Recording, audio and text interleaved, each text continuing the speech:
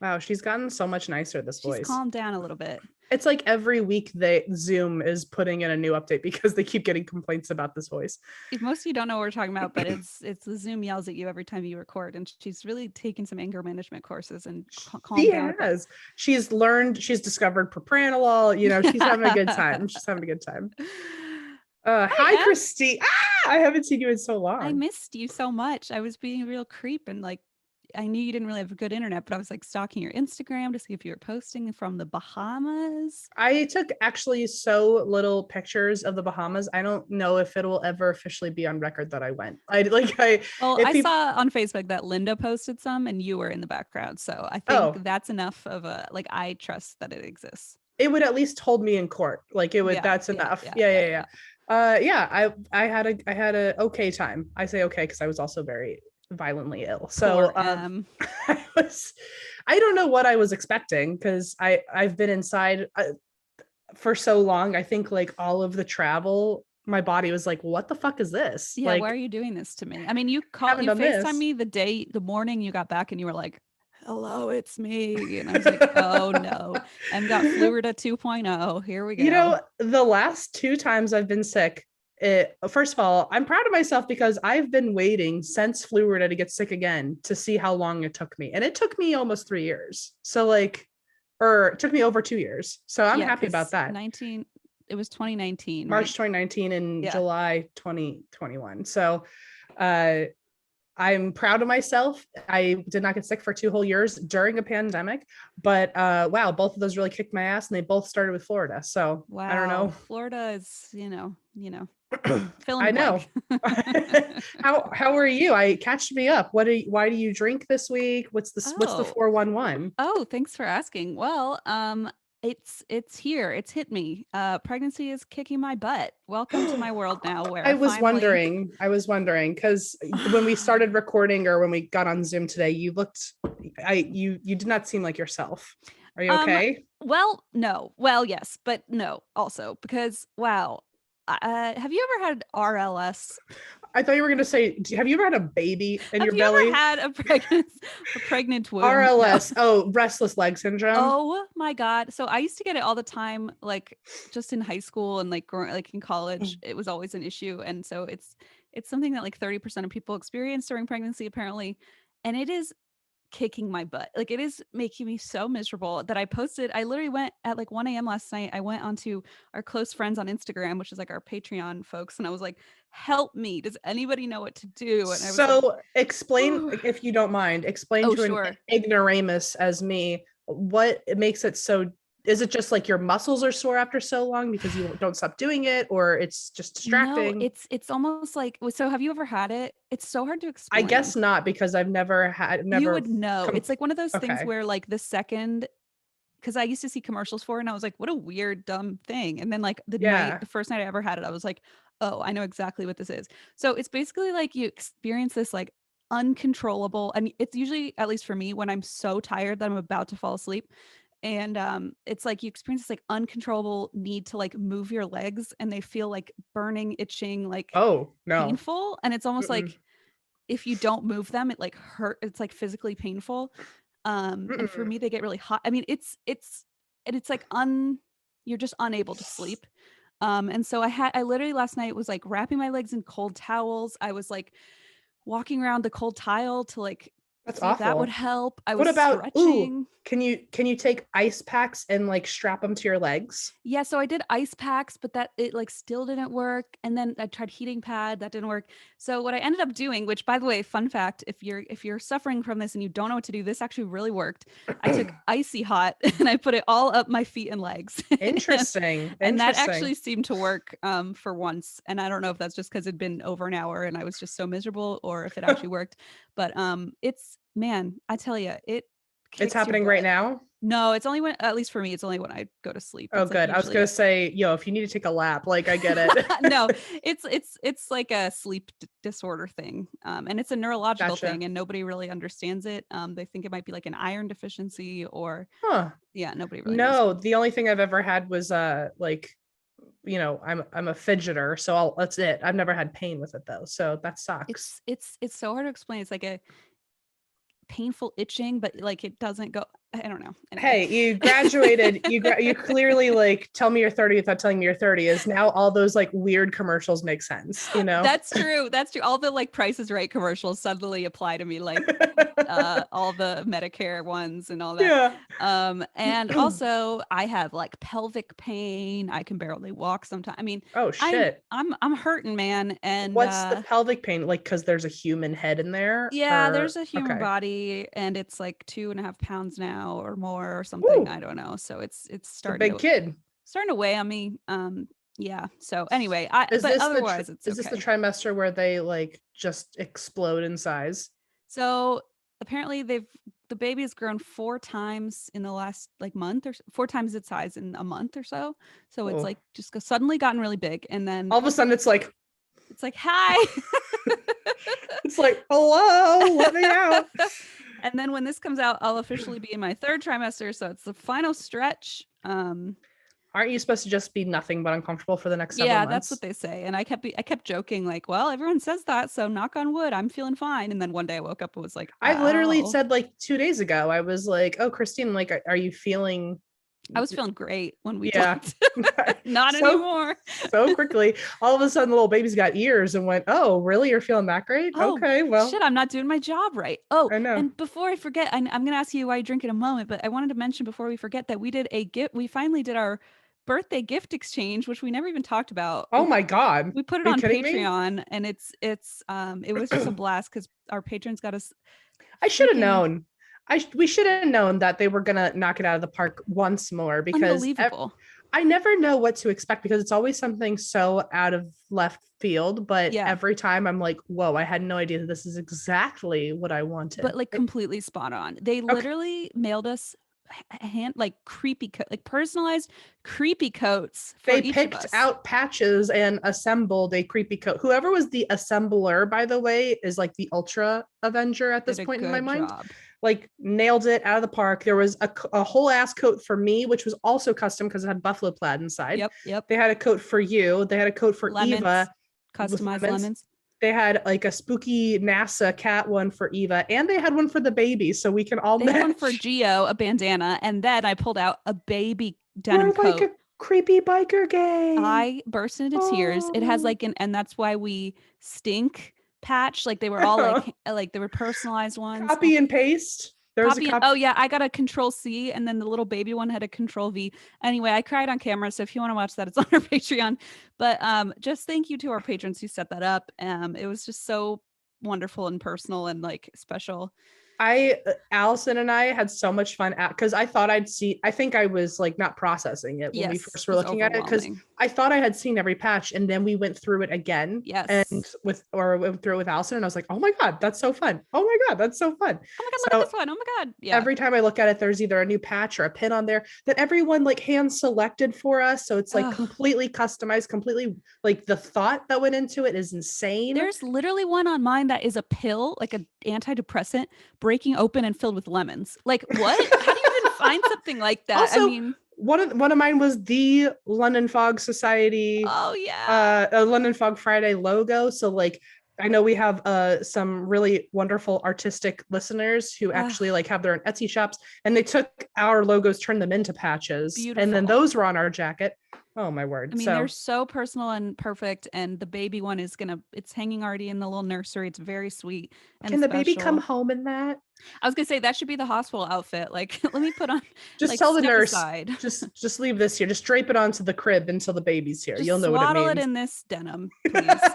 Sorry, there's like pins in it. There's probably no pins in that one. Also, uh let's not forget on the inside backing of it, there Oh was yeah. also like one whole sheet that people had written messages for us and they just sewed that whole sheet of Like a messages piece of into the fabric. back of our jacket. Yeah. And there was a whole website that went with this too. We got sent a link where It's called a everybody kudo sent us board or something. there was a whole, it was like it looked like our own Tumblr feed Tumblr. or Yeah. something and it was just people just sending in pictures and nice messages. It was God. insane. It So was we got insane. really just like emotional worked up and we had recorded already, so we hadn't been able to talk about it. So I wanted to give a shout out for that. And then Mm, Em and I gave each other our gifts. yeah. And that was really fun. And that's also in the video. Hmm. And was really cool. I mean, one of them is right here. Oh, It's my warrant of arrest for being a witch, which I just love. I got it from Salem. It's apparently a copy of it's this like the same look or the same vibe as the actual. I already warrants. measured it, so I'm gonna get a frame. It's like a weird shape, weird size, so I'm gonna get a frame for it and hang it right here. But I don't have a frame for it yet. But that's amazing. It's so people cool. are going to see it and be like, "Oh my god, what school did you go to?" And you're going to be like, "The School of Witchcraft." They're going to be like, "What school did you go to in 1725? Like, why is this so beat up?" What was I going to say about? Oh, you're the present that you got me the rock. That's all I'm going to say. Christine got me a fucking rock for my birthday. You're welcome. It has, while I've been sick, game changer. Wait, Are you really? kidding me? Oh, good. Oh yeah. I had nothing to do in bed all day, so anyway, should we talk about the big gift we got each other, or like the thing we got if you each would other? like to? Yes, or should we not? Like, maybe we can tell it on the next show since we already talked so much. Sure. Okay. Sure. So do you want? We'll announce what we got each other, the big gift, in the next episode. But do you have a reason why you drink this week, Amity? I do. It is Christine focused. It's Christine forward. It's got notes of the America's Hercene shifter, if you will. Sweat and okay. Yes, actually. Because now that I am have come out of the closet what I do Sims streams.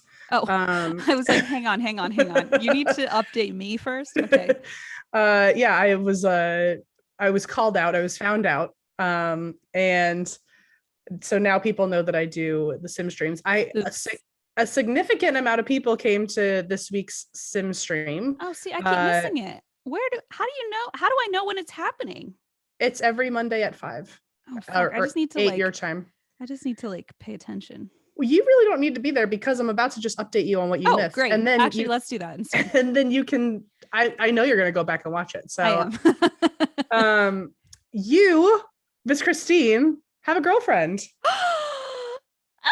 What? Lucky me. What happened? Tell me everything. Look, I could not have played Cupid more because I fought for you and you were really wrecking it at one point. See, you know what? People always wanted me to date ZB in the game, and I was like, no. So it started, I was getting confident, and in the game I was just seeing who you would even flirt with. So you were flirting with everyone this week. Well, that sounds about right. I'm not picky. I'm not a picky person. You know what's interesting is, so there's this one guy, he's like a default character on The Sims. I don't know who he is, but I hate him. His name's Jay Huntington III. And wow, he cannot take a hint, but he is so interested in you and you were not there for it. And then anyone with the third, I'm like, calm down. He has the sweater. No. Yeah. Like a cardigan around his shoulders. No. He can't take a hint. And then I was like, let's see how fluid we are in this game with even Zach Bagans. And so I had Zach flirting with Jay Huntington III. Ooh. He got rejected. Zach got rejected? Okay. Did he jump into the pool and take the ladder out himself? Like what? He really actually was quite defeated. Poor guy. But then he did, the two of you flirted with each other. I would never let it get farther than that, but I just wanted to see where it went. And then there was a neighbor walking by and I was like, let's see what the plan is here. And for one of your options, it said, for some of the characters, I don't know whose sexuality they're gatekeeping here. But either one person clearly isn't interested in that person or the other, because when you click on certain characters, it won't give you the romance option. So I don't know. I'm trying to. Maybe we just don't. Maybe there's just certain personality traits that don't mesh or something. Maybe, or I don't know enough about Sims that maybe people are defining who they'd be attracted to and who they're not. And I'm still trying to figure out who you and Zach are attracted to. So every time it says that there's no romance option, I'm like, is it for you or is it for them? I don't know. Oh, good point. So either way, I don't know how it works, but I clicked on one neighbor person, and while I was playing for you, it said romance, and I went, oh my God, absolutely. And you went on a whole ass date. You traveled away from the house. You went to a bar. Left the house. Okay, that means something very serious. You went to a juice bar. You went to a lounge, and you guys had so much fun. You didn't even make it into the building. You were just talking. But At one point, you got real nervous because I think you made a joke that she didn't think was funny. Uh-oh. And all of a sudden, out of nowhere, you start like this like green vapor started pouring out of you. What? And I was like, is Christine stinky? Oh, she Is didn't put on she? her native deodorant Everyone today? in the comments was like, Christine needs to put on native deodorant. Oh no. Anyway, you're not officially girlfriends yet, but you had a great time. You got up to level 2 in charisma, so I'm very proud of Oh you. my God. I was really doing all I could for you, so I hope you enjoy that. If you would like to see Aw. Christine flirt with an avatar, and she also had no control of it because I was controlling it, then I go trust you watch my with my Sims romantic stream. life. Don't worry. Christine, look, you helped me with my romantic life, so That's right. here, you know. Wait, that's so cute. Oh, I feel so happy. Thank you for, making spicing up my online presence. I'm trying. Look, well, let's see how it.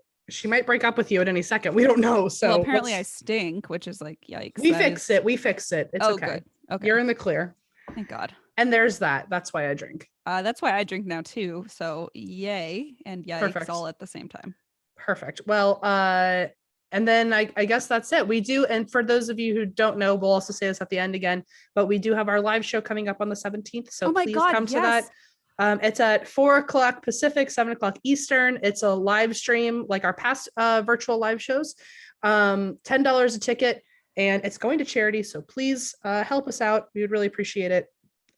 It's really, really special and fun. We're trying to get the word out as fast as possible because it's coming up soon. It's July 17th. Did we say that already? Yes. It's a Saturday and it's a poetry slam charity auction. We're going to read listener stories. It's going to be so much fun. And if you want a ticket, bit.ly/ATWWD Cryptid Slam. We also have a link on our socials for it. Yes. Yeah. And we have some really fun, like we even have 2 types of dildos, I think. Like that's how fun it's gonna be. It's definitely a more not your mama's, and that's why we drink. That's you right. know? Exactly. And one of my favorite, so there's a lot of small businesses that are contributing product or their own products, and like it's just really special and cool. And so you can we're auctioning those off. And like my favorite jewelry, Noelle Walsh is her name, and she's great. And I have so much of her jewelry, but she made us custom milkshake and wine earrings. There's just so much fun stuff. So if you want to check it out, please do. It's Saturday. It's $10 a ticket. Again, like Evan said, proceeds are all going to charity. So it's going to be a good time. And if you would like to submit your cryptid poetry slam, you can do so at atwwd from our couches at gmail.com. And we will be picking some of the best ones. We'll be reading them during this poetry slam and auctioning off some super fun things, including and many wooden dildos, also a lemon Ouija board. Oh yeah, that's right. God, there's so much cool shit. And so I think some signed shit too from us. I don't know.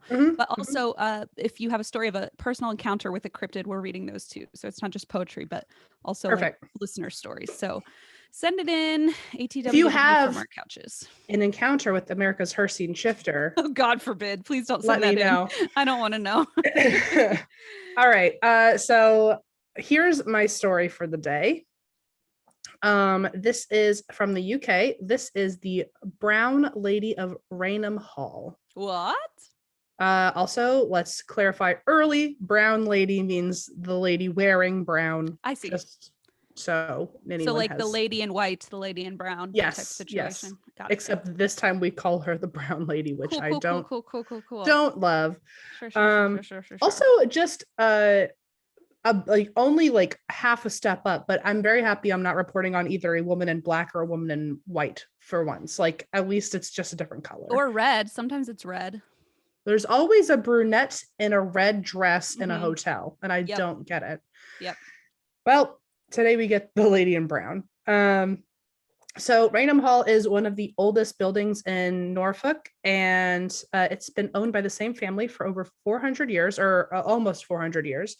And the lady in brown, as I'm gonna call her, she's said to be the spirit of a woman named Dorothy Walpole, who died over 100 years ago. Her brother was Britain's first prime minister, and so that might be how people know her. Her brother was Robert Walpole. I'm probably saying the name wrong. No, I Because recognize that name. Yeah. okay. Well, then this is the story of his sister, who is also a famous ghost. So she's a famous ghost. He's a prime minister, Love power that. couple, Look except at that family. Yeah. power siblings. So real quick, I just wanted to give you some background on Dorothy before we talk about the ghost story. Mm-hmm. So Dorothy was born in 1686. She is the 13th child to the Walpoles. And she was married to Charles Townshend, who I guess lived near Raynham Hall. Fun fact, Charles has also been known as Turnip Townshend because he brought turnips to England and was involved in their like crop rotation. How Or fun like for him. helped introduce them into crop rotation. So they, Charles and Dorothy, ended up getting married, but it's unsure how they ended up married. It feels like there's a different story or a different version depending on wherever you look. One of them was that Charles actually lived with the family since he was a kid, and there was like a 12-year gap. So she was a literal baby and he was like a preteen. Cool. And over time, as they got older, when Dorothy was at the ripe age of 15 and he was 27, they got married, basically. That's one version. Cool.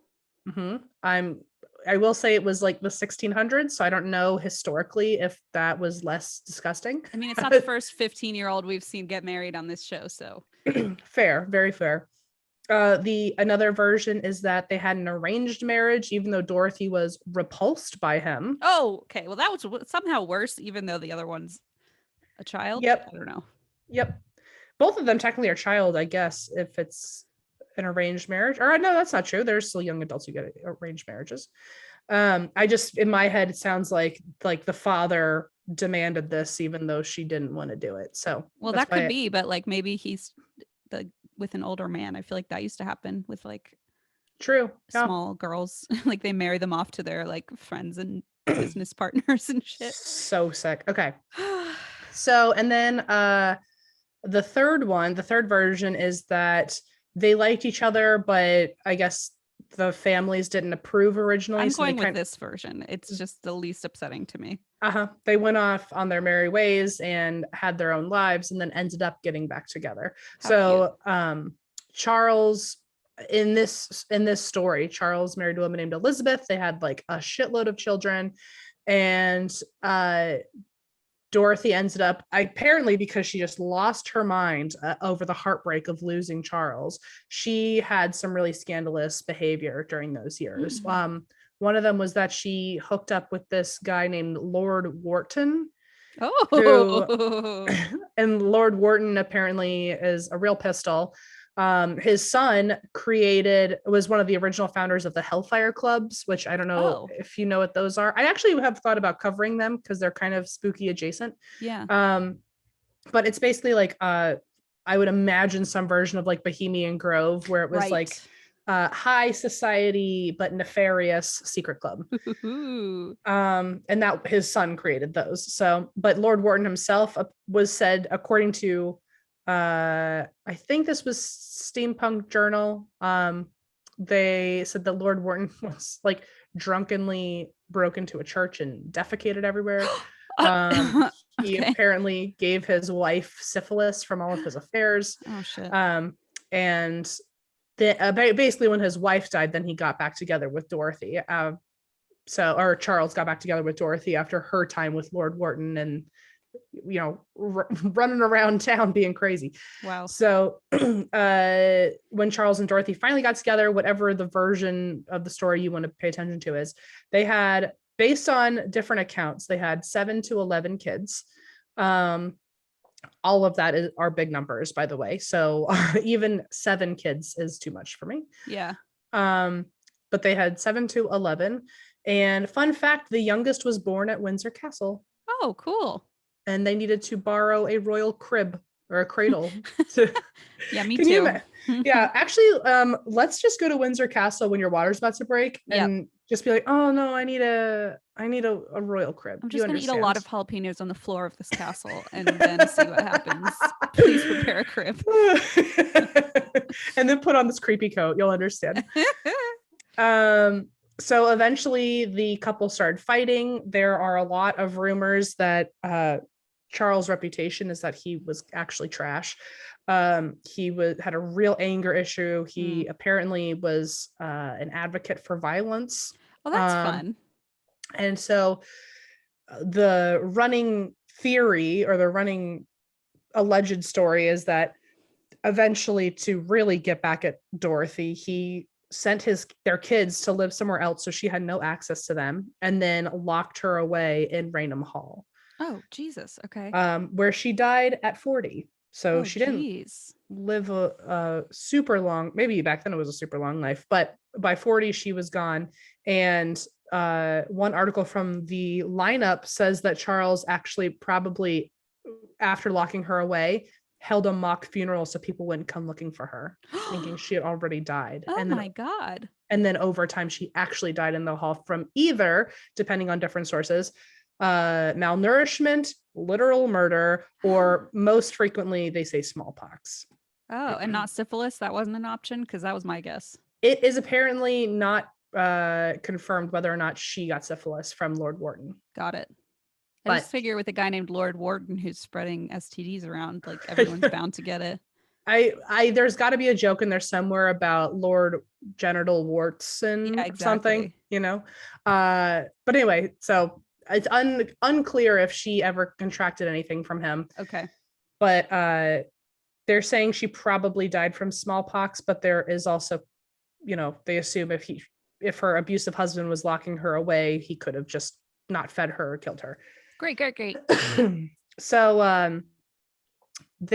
although Charles is said to have this violent temper and been the reason for Dorothy's death, the current people to be, or the current townshends to be living at Raynham Hall, they said, quote, people said that Dorothy was locked away and badly treated, but in the 1960s, we uncovered paperwork and medical reports suggesting she had a happy life and was much loved. So they say that that's all a story. I'm sure there's other people who say that could have been planted or whatever. Sure, like forged. Yeah. So who's to say, but there are two sides to every story. And fun fact, one of the Townshend descendants, so one of the more recent ancestors or to Dorothy and Charles, his name is Senzo. Mhm. And he is one of the audio engineers and producers who has worked with Florence and the Machine, Snow Patrol, Yay. U2, and the Rolling Stones. Oh, okay. Casual. Jesus. NBD. NBD. I like how Snow Patrol is in there with like the Rolling Stones. No offense, Snow Patrol, but it's like, wow, what a different era of music. There is a range, yeah. There's, I don't know, maybe he was starting with Snow Patrol and like worked his way up to Rolling Stones. Maybe he started at Rolling Stones because of nepotism, and now he's like really humbling himself and like kind of like actually working with like bands he respects instead versus like the fame, Sure. Yeah. Maybe. Snow Patrol, who do I always confuse them with? Something Corporate.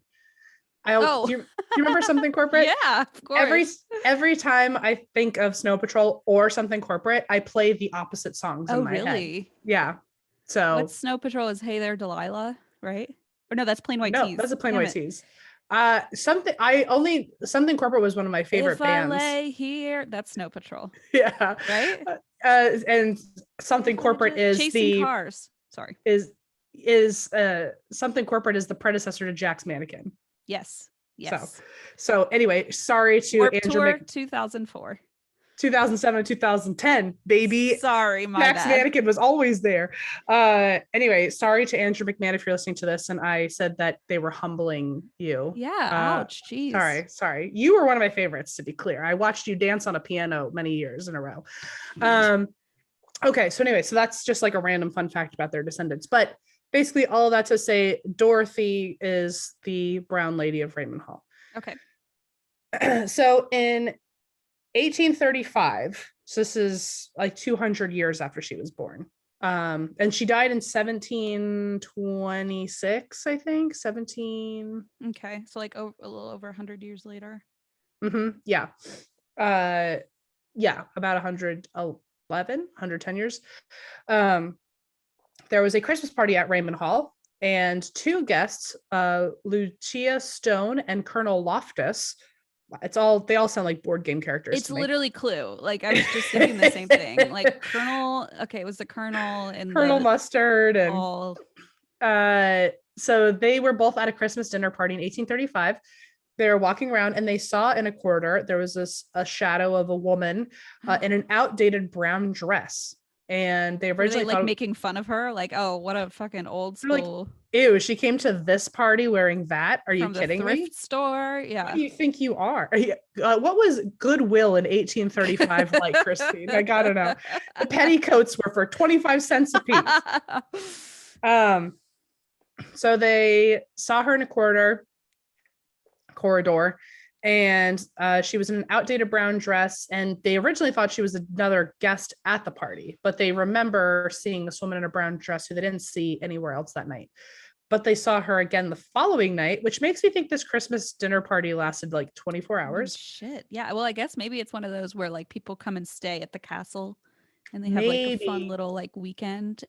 Honestly, as if I know anything about that. I'm like, you know how they do that at castles? When there weren't cars and highways, like, I feel like if you were going to come somewhere to like Raynham Hall, like you're gonna stay for a few days, right? Right, because you have to take all your stuff and listen. I watched Downton Abbey and Game of Thrones. You have to take all your stuff without wheels on the boxes that hold your stuff. Are you kidding me? Like, can you imagine? Jeez, can you remember Christine? Can you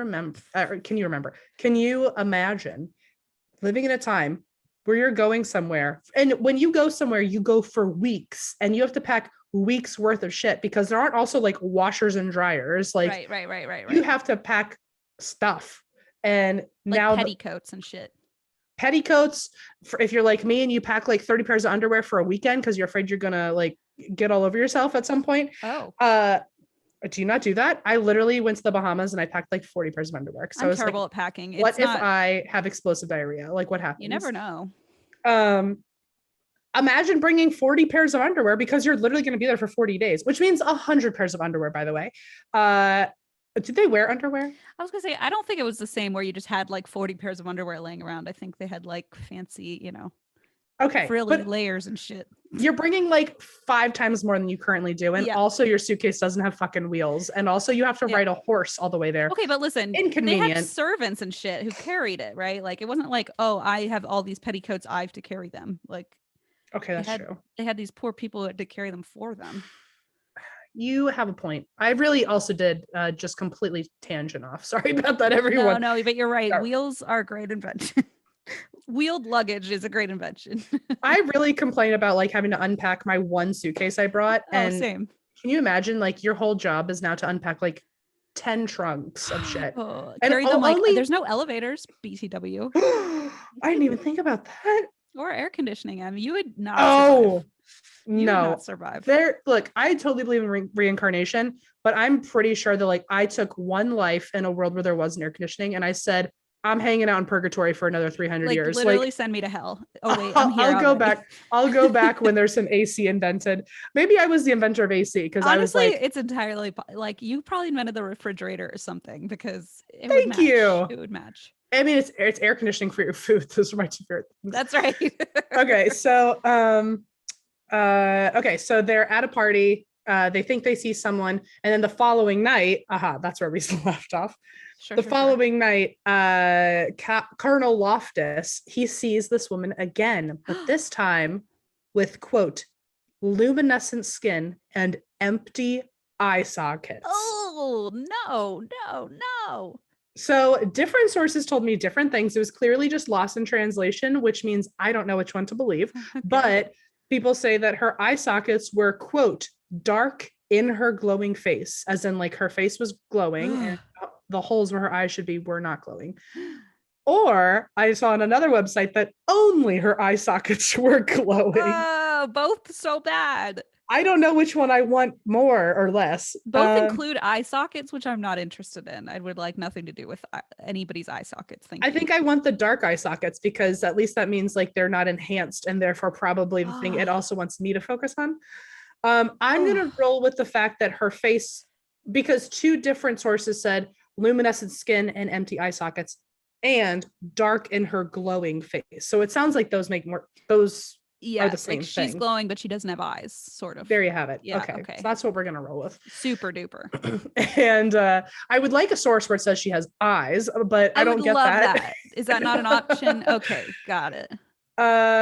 Apparently after Colonel Loftus saw this apparition, that was the beginning of this building also experiencing doors opening and closing and seeing shadows. Apparently at one point, like animals would freak out just because they didn't know what was going on or they would see something. So it's interesting that like it took 200 years for someone's ghost to like kick in, because you would think by 200 years they've almost like hit their quota and their time to like head 100, off. right? I mean, not that it matters, but oh yes, 100. But yeah, like still, yeah. That's I weird. wouldn't, if I were to die right now, I wouldn't wait until 21. No, you would like wait 4 seconds and show up at my house. Yeah. You would know before I hit the floor because you'd get smacked in the face by someone that didn't. My refrigerator would open and I'd be like, oh, fuck. It's finally Your happened. air conditioning would go to like the snowflake. But no, I think it's interesting that apparently. Yeah, what a patient ghost. That's not me. That's not either of us. At all. Like maybe she just had shit to do and she got bored in heaven and was like, okay, I guess I'm going back down. Yeah, or maybe she had to wait for somebody specific to like be able to like see her, and only this Colonel dude had the sight. Chosen one. The chosen one. The last thing we need is someone named Colonel Loftus thinking that they're the chosen one. 1,000,000%. I had the same thought. Or maybe people were just like ignoring ghosts until the 1830s. Maybe they just thought she was like, roaming around, and maybe she was around this whole time. Yeah, it's me. 100 years. What's going on? Can anyone say something? Can anyone see I have to take my eyes out for anybody to notice me? Yo, apparently she said, bet I'll do it. It worked. So a year later, she was seen again by Captain Frederick Marriott, who was friends with Charles Dickens, by the way. Oh. And he heard about this alleged ghost and intentionally went to Raynham Hall to investigate in the 1830s. So think of him as Zach Bagans. Yes, I do. He apparently was a skeptic, but to make sure that he could see something, he stayed in the room where Colonel Loftus said he saw her. And he didn't witness anything until the third night. So while him and two other people in the room were hanging out, or I think they were walking up to their I don't know what they were doing. I guess walking up and down the halls or heading to their bedrooms. They saw this woman crying and approaching them. And they thought it was one of the women that came with them or one of the employees, like walking towards the nurseries. And Marriott tried to hide himself because he thought this was a real woman. And he apparently was in like basically a pajamas, like basically half nude. Yeah. And so for modesty, he tried to hide himself from the woman. Behind a curtain in his he hid behind his bedroom door. Behind God. a bedroom door and like his like boxers, I guess. And those weird little sock suspenders. Oh, for sure. And so all three of them hid behind a door, which I think is like low-key queer baiting, and I'm here for it. My God. And the woman still kept getting closer and closer. But as she got closer, Marriott realized that he recognized her because she had there was a portrait of her in his room. Oh, and so then he realized, oh, you're a ghost. And so he drew his gun out of his underwear. Okay. Out of his skivvies, pointed it at an already dead person, and then asked what she was doing there. And apparently Dorothy stopped in her tracks and held a light up to her face, which I did not know she had a light to begin with. She's like conjured a candle, I guess. And she, quote, grinned in a malicious and diabolical manner at him. No. AKA she probably smiled or wasn't interested in him because she was literally held at gunpoint and he got offended. And I'm assuming he just said she had a diabolical, malicious intent. And it's Okay, like, but any ghost that smiles at me, I'm gonna be like, that's fucking diabolical. I don't have any interest in this. This is not like a okay, kind, okay, spirited smile from a dead that's ghost. that's fair. I guess Ugh. I've had a ghost smile at me before, and Ew. it was my grandpa. So I Oh, just okay. assume Just kidding. I That's assume different. That's like different. I assume the vibe was that it was actually probably like pretty neutral and he just got like freaked out and like made the story scarier. But you know what? For all we know, she literally doesn't have eyes. Okay, Maybe but it is also pretty it sounds so diabolical. creepy that she was crying and then she just stopped and smiled. Like something about that sounds very sinister, you know? You've completely converted me to your But side of also, how is the she story. crying without eyes? Okay, whatever. I have a You lot can of have tear questions. ducts and no eyeballs, right? Oh, can you? I Right? guess. Doctors, are you there? Can you let us know? Hello. Are you an eye doctor? Please let me know. Finally, put your medical degree to use and answer this question for Yeah. us. So anyway, yeah, crying. And then also this feels like a different person though, because yeah, maybe they have eyeballs. Also, the face isn't glowing. I don't hear anything about a glowing face. Also, where did this light source come from? Yeah, yeah, yeah. It's a little different MO here. Maybe she's like, okay, finally people are seeing me. I really have to try out all my acts. Yeah, yeah, So yeah. She's been practicing. so anyway, grinned diabolically, and now I'm on your side, and it was 100% malicious. Um, this freaked him out so badly that he ran into the hall and shot at her, but before the Oh, bullet hit her, she faded away. oh, And the bullet is jeez. still said to be wedged in the corridor's panels That's today. actually really cool. Like, not the That's shooting fun. part, but the fact that the bullet was still there, that's pretty cool. And that it was shot at a ghost. So like we know nobody Yeah, was going to get hurt also. totally. A bullet I can get behind for sure. Finally. So Dorothy was not seen again until George the Fourth stayed at Raynham Hall. I didn't see a year for this, but George the Fourth stayed there and said that she was a pale woman with messy hair, dressed in brown. Did not wasn't like the most like uh, polite polite description of No. her. And he said about the experience, quote, I will not pass another hour in this cursed house, for I have seen what I hope to God I may never see again. Oh shit. Like, Okay. girl, she's not that ugly. Like, Jeez. give it a rest. So next time she was seen was 100 years later at another Christmas party. She She loves just Christmas wants to parties. party, man. She look, it gets chilly out. She smells like gingerbread in the air. She's ready to throw down. Oh hell yeah. Remember in one of those versions, she was like having some scandalous behavior at one point in her life. She knows That's how to right. like have a good time. She knows how to get down for sure with some eggnog. And apparently she was seen and given the same description that Colonel Loftus had once given, that she was in a brown dress. She was wearing a cap this time. She had empty eye sockets. And although nobody else saw her that night, many employees quit after hearing the story, which fair, I get Lol. it. And one person was so rattled by the story, and that was the property owner who had actually seen her before, but thought that he was just seeing things. And finally, someone else said, no, I just saw that woman, and it confirmed for him, oh, there's a ghost. So the property owner wanted to get it checked out, but the police never found anything. I mean, who else would you call, I guess? He called the police, and they were like, well, if it's a ghost, I can't help you. And some kids have also claimed to see this apparition on the stairs. Another one of the descendants of the Townsends or Townshends, her name was Gladys. And in the 1930s, she says that her son and her son's friend saw the ghost on the stairs and they could see the stairs through her. And people, so apparently this isn't the only ghost at Raynham Hall, but this is just the most popular one. There are also the spirits of two children. There's a spirit of a dog that you could hear running around, and Charles' son, Charles II, aka the Red Cavalier. And he has been seen in his old bedroom, and apparently he's very handsome, and we are all the same people just living in different time periods, because apparently he was so good looking that a bunch of women intentionally stayed in this haunted house in his room hoping to like Oh hell yeah. get a sighting of him. And interestingly, any of the women who were known as like the hotties of the time, they never encountered him. But the only story we have of him actually coming forward to a woman staying in his room was a spinster. Oh, hell yeah. He's like, I have my type. Don't And judge. he smiled and bowed and faded away. What a gentleman. What a gentleman. Uh so anyway, that is the people who have seen this ghost. But what the Brown Lady of Raynham Hall is best known for is there's this really popular, I'm gonna get my phone and I can text it to you on my phone. Okay. My internet is still a little wild. Let me see. I'm gonna send you the picture because I'm sure you've seen it before. Okay. Brown Lady of Raynham Hall ghost.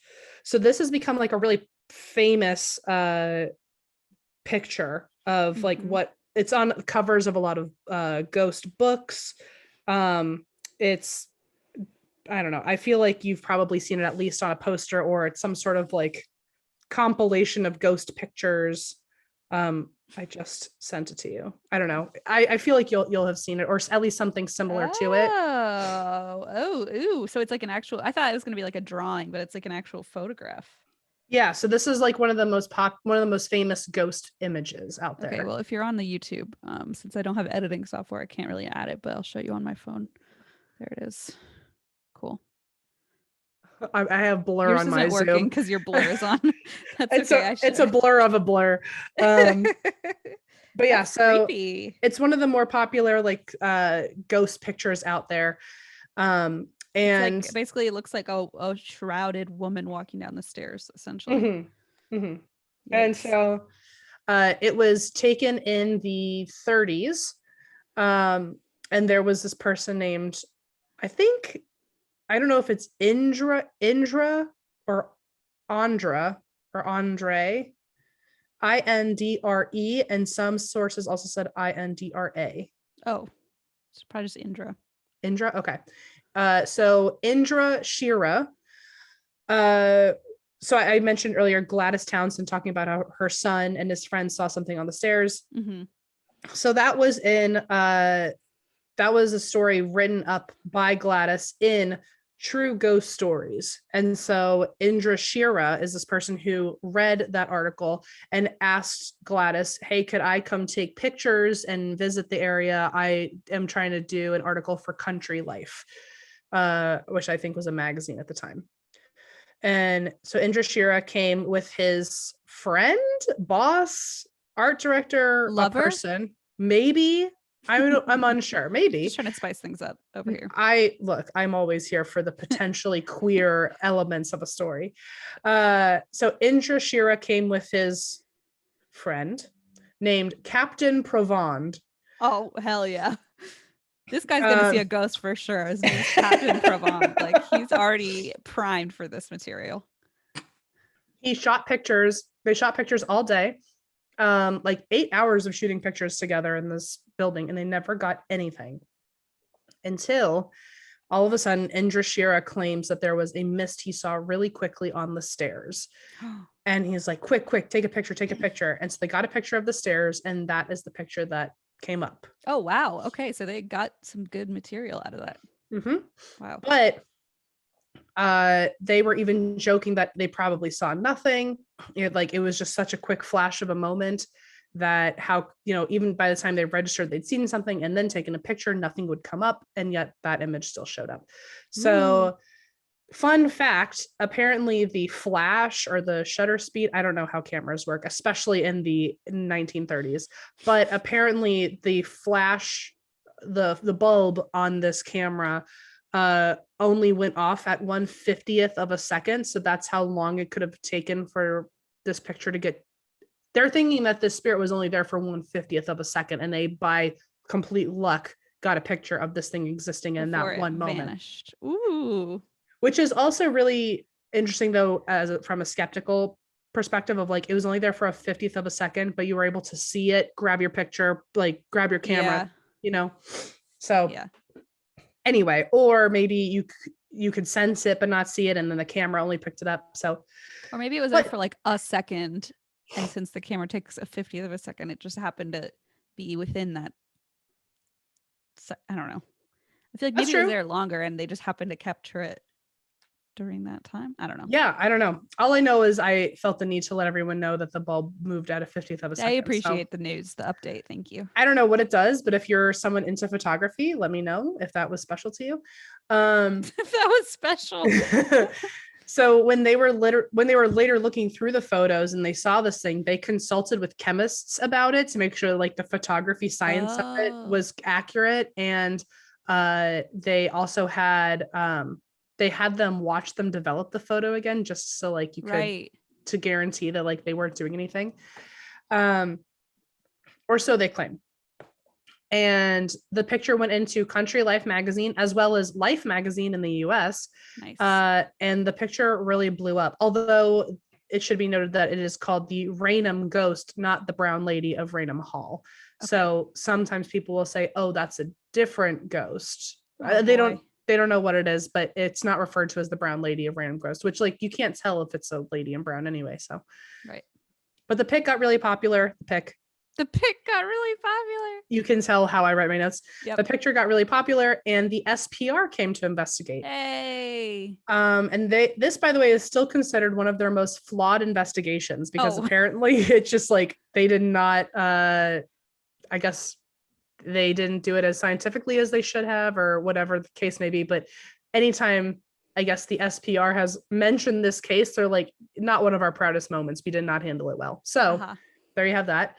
And a bunch of parapsychologists are also started coming in because they wanted to do their own investigations. And one of them was Dr. Nandor Fodor, who I eventually want to cover because he's kind of like a Harry Price situation where I know that name. I don't know why though. He's been a part of a lot of cases. You might have mentioned him in the past, and it's kind of creeping up on you. But so I want to cover him. He was a part of this investigation. He actually also, I wanted to say fun fact because you are preggers, that he believed that pregnant people could telepathically communicate with their babies. So that's fun. Give it a shot. Let me know if the doc is correct. So he came to Raynham Hall in 1937, and he was hoping to get a picture just like Indre Shira's, because he thought that the picture had been faked for fame, and so he wanted to try to replicate it to prove that there was anything even there. Also, because we're talking about the SPR, Sir Arthur Conan Doyle had something to say. He said this picture, quote, was caused by not properly cleaning the reusable glass plates used to produce the negatives. So it was basically some sort of issue, like a double exposure issue or something with the camera, which is interesting because he was such a devout spiritualist. So for him to be saying, "Oh, it was just a camera issue." Also, like you wouldn't know that really, right? Unless you actually see the camera equipment and you're like, "Oh, they didn't clean it properly." Like, how would you even make that call? Right. And also, this was the 1930s. That was like the second wave of spiritualism coming through. And this was a really popular time for spirit photography, where a bunch of fraudulent people were fucking with cameras to take creepy pictures to prove that something was there. So I don't know. It was just a big time for shit like this to be going on. Maybe he thought he knew what he was looking at. Maybe it is legitimate. I mean, they do say that like, oh, we had chemists watch how we developed the negative. And it's like, I don't know under what scientific circumstances or conditions you had, like, were the chemists your friends that could like vouch for you? Or did you do this with like the SPR in a lab and they can confirm that, yeah, you like, there's no solid evidence going either way. So everyone's just kind of making up their own opinions. Again, also, this was one of the SPR's most flawed investigations. So even if they told us what lab conditions they did this under, it probably wasn't accurate. They would have to redo it. So many people thought that this picture also, maybe that's why they called it the Raynham Ghost versus the Brown Lady at Raynham Hall. A lot of people said that's also not Dorothy. Based on the eyewitness accounts we've gotten, that does not look like Dorothy. If anything, if you look at the picture, it looks like the Virgin Mary, which because I guess her clothing, her covered head. Yeah, I mean, she has like a veil, like a covered veil on, I guess. Well, a lot of skeptics say that if this was a double exposure or some sort of intentional spirit photography, they would have used like a statue, which was super accessible. You could grab a statue of Virgin Mary almost anywhere, like on any street corner, just like at the Goodwill, obviously, in the 1800s. Here's actually a quote. This is from an article called "The Brown Lady of Raynham Hall: Re-examination of a Classic Ghost Photograph and a Possible Explanation" in 2009. In this scenario, Captain Provon would take the photograph of the staircase, then back in the studio, place a statue in front of a black velvet background. With an even light source to reduce the modeling, an overexposed photograph would be taken of the statue. So it would be a picture of the stairs, then an overexposed picture of the nothing but the statue, leaving little detail but mainly a bright shape. This would produce a negative that was mainly white with the darker shape on top. And basically when the photos have any photos that have been used when trying this method to replicate the ghost image, they were pretty spot on. And it does look like a statue that was pretty easy to find. So they think it was just, I could see that, photo trickery. So remember that the ghost picture was taken right after, again, the second wave of spiritualism. There were frauds all over the place. Indra Shira could have been one. There were also magicians at the time who tried to replicate the picture and were successful with it. And what's interesting, though, is that Harry Price himself also said that this picture was legitimate. So he's on camp. This isn't spirit photography. Oh, okay. But it just sounds like, I feel like I've been with these like characters for so long. I feel like I know them at this point, which is insane. But I feel like Harry Price would usually be like, yeah, this could go either way. And Sir Arthur Conan Doyle would say, that's definitely a ghost. Yeah. But Harry Price is like, this is definitely a ghost. And Sir Arthur Conan Doyle is like, that was fake. Really so it doesn't odd. feel right. So I don't know what was going on that year, but people were not on top of it. Bizarre. If it was real, many people say that it wasn't Dorothy, again, because it looked nothing like the Dorothy we've seen. She wasn't wearing brown. She had eyes, maybe. She also never appeared as a white mist to anybody. So they're thinking this might just be a different ghost from the building. The SPR, though, another reason why they think that this isn't legit is because Indra Shira, they found out, was a fake name.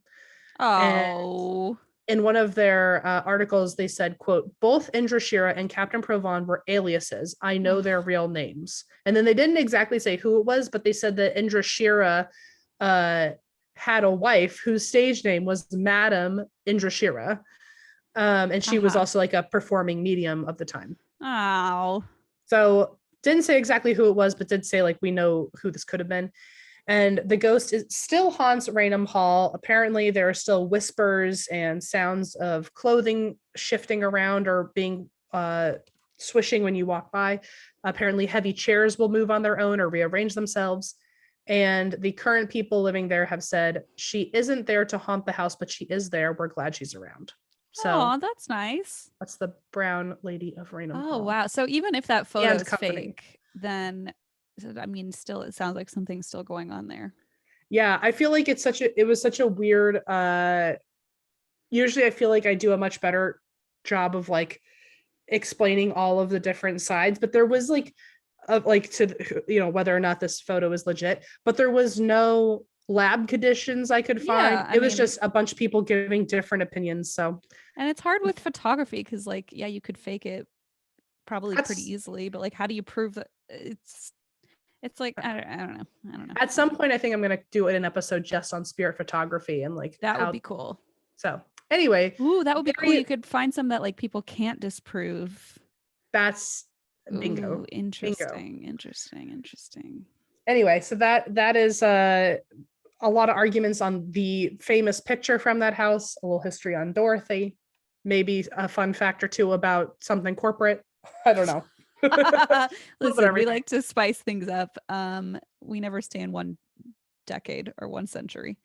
Nope. Oh, okay. Well, I have a story for you that's just deeply upsetting, and I'm so sorry. Every time, Christine. I'm sorry. One day, maybe, you know what we should do, where like every like blue moon, you do a crime that's like actually a very like a precious crime, like a dog ate like went up to a picnic Too and much stole their peanut butter. chicken. Yeah. Yeah, like something precious, or like a crime on like a Nick Jr. show where like Swiper like came through and Oh. like finally robbed Dora for once I and mean, for I did all. that with the Grinch, right? Like it wasn't even real. It was pretty fun though. So like if you ever come up with another one, I'm telling you, I would like totally be down with it. So Okay, well, you know what? Noted, duly noted. perfect. But not today. So Okay, great. my bad. Also at some point, if I just like aggressively pause the recording, which I realize I can do, it's because my cats and dog are all staring at me and it's almost their dinner time, and I'm gonna just try to Hmm. ignore them. But if they start getting too loud, I might have to just run and throw It food at sounds like that's fine. I thought it sounded to me like something more diabolical and malicious, No, no. because like I just have a council of animals staring at me They and do that a watching me lot. perform. It's definitely sinister in its own way, but it's mostly it's mostly about food, so it's not really ghostly. To be fair, I would be the fourth sitting on the floor staring at you, waiting for food. So Yeah, I've experienced it enough in my lifetime around you, so I'm remember that used to time it. we went to Starbucks? I think about this all the time. When we went to Starbucks and then we didn't get the orders we wanted, but because we had social anxiety, we drank them anyway. And then we went to Starbucks a second time that We day. went to a different Starbucks. It was so fun. I had like 5 Starbucks that day We because they went to kept like getting our orders multiple wrong. Starbucks. What was that? That was a while. And we were supposed to be recording and we just like kept driving to Oh different yeah. Starbucks. We were like Wow. 8 hours late to recording, and then we were like, how did we get in this situation? And we were surrounded by empty Starbucks What cups. a mess. Yeah, we were like over caffeinated and twitching. Yeah. That was a wild day. That's the Anyway, most us thing ever. Like, it's okay, we'll just drink it anyway.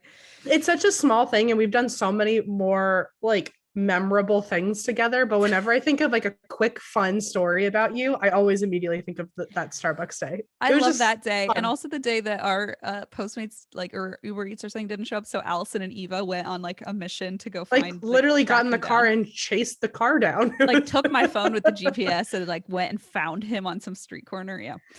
And we just sat at home waiting Yeah. for our food. Yeah. Anyway, Oh, okay. Well, on that positive note, I know. here's a horrible, horrible tale. Mhm. This is a story of Shanda Sharer. And I just want to warn everybody that this one is pretty dark and pretty heavy. I mean, they all tend to be, but this one is violence toward a child. So if that's something Oh, you're like, nope, I don't blame you for dipping. Okay. So if you need to leave, feel free, but just go buy a ticket to our live show because we're going to talk about it at the end of the episode again. not So that not that this well, not that this makes it a better or worse or more palatable story, but is there consistent violence to a child, or is there only one moment we can trigger warning and have them skip 30 seconds through? um It's consistent, isn't it? just no, I mean, I don't know. I don't want to make a call of when it's bad, when it's just bad. It's just Okay. a very bad story. And Okay. basically the whole, it's just bad. Can we do an additional trigger warning right before I you mean, you'll know mentioned when it? it's happening. It's not like a very Uh, sudden, like, okay. everything was great until one day. Okay. Got it. It's just bad. And a You lot of do people you. know it. It's a very famous story. So a lot of people probably already know the story. I'd heard of it before. So if you know it, you know it's coming. If not, just be forewarned. It's pretty brutal and it's about a child. So Great. here we go. There's with their toilet. Is that a toilet paper roll? It's toilet paper. I first of all, wherever you are, to the person who sat next to me on the plane coming home for Oh 7 hours, and I was on my worst day. You know how when you're sick, you have like the worst The fucking pinnacle day? of it. Yeah. That was the day I had to be on a plane for 7 hours, and like all the Yikes. pressure of being in the plane, like my ears were popping, my nose was like exploding. It was disgusting. And I had zero shame because I was at the runny nose stage where I had to blow my nose every 4 minutes. And I stole from the airport one of those like big industrial toilet paper rolls, like that. I just shoved it in my backpack, and I just spent I just kept pulling new pieces of toilet paper out every 5 minutes, This is blowing my why nose. I'm like, I'm gonna wear a mask forever. I don't think I ever want Mhm. to go back to life without it.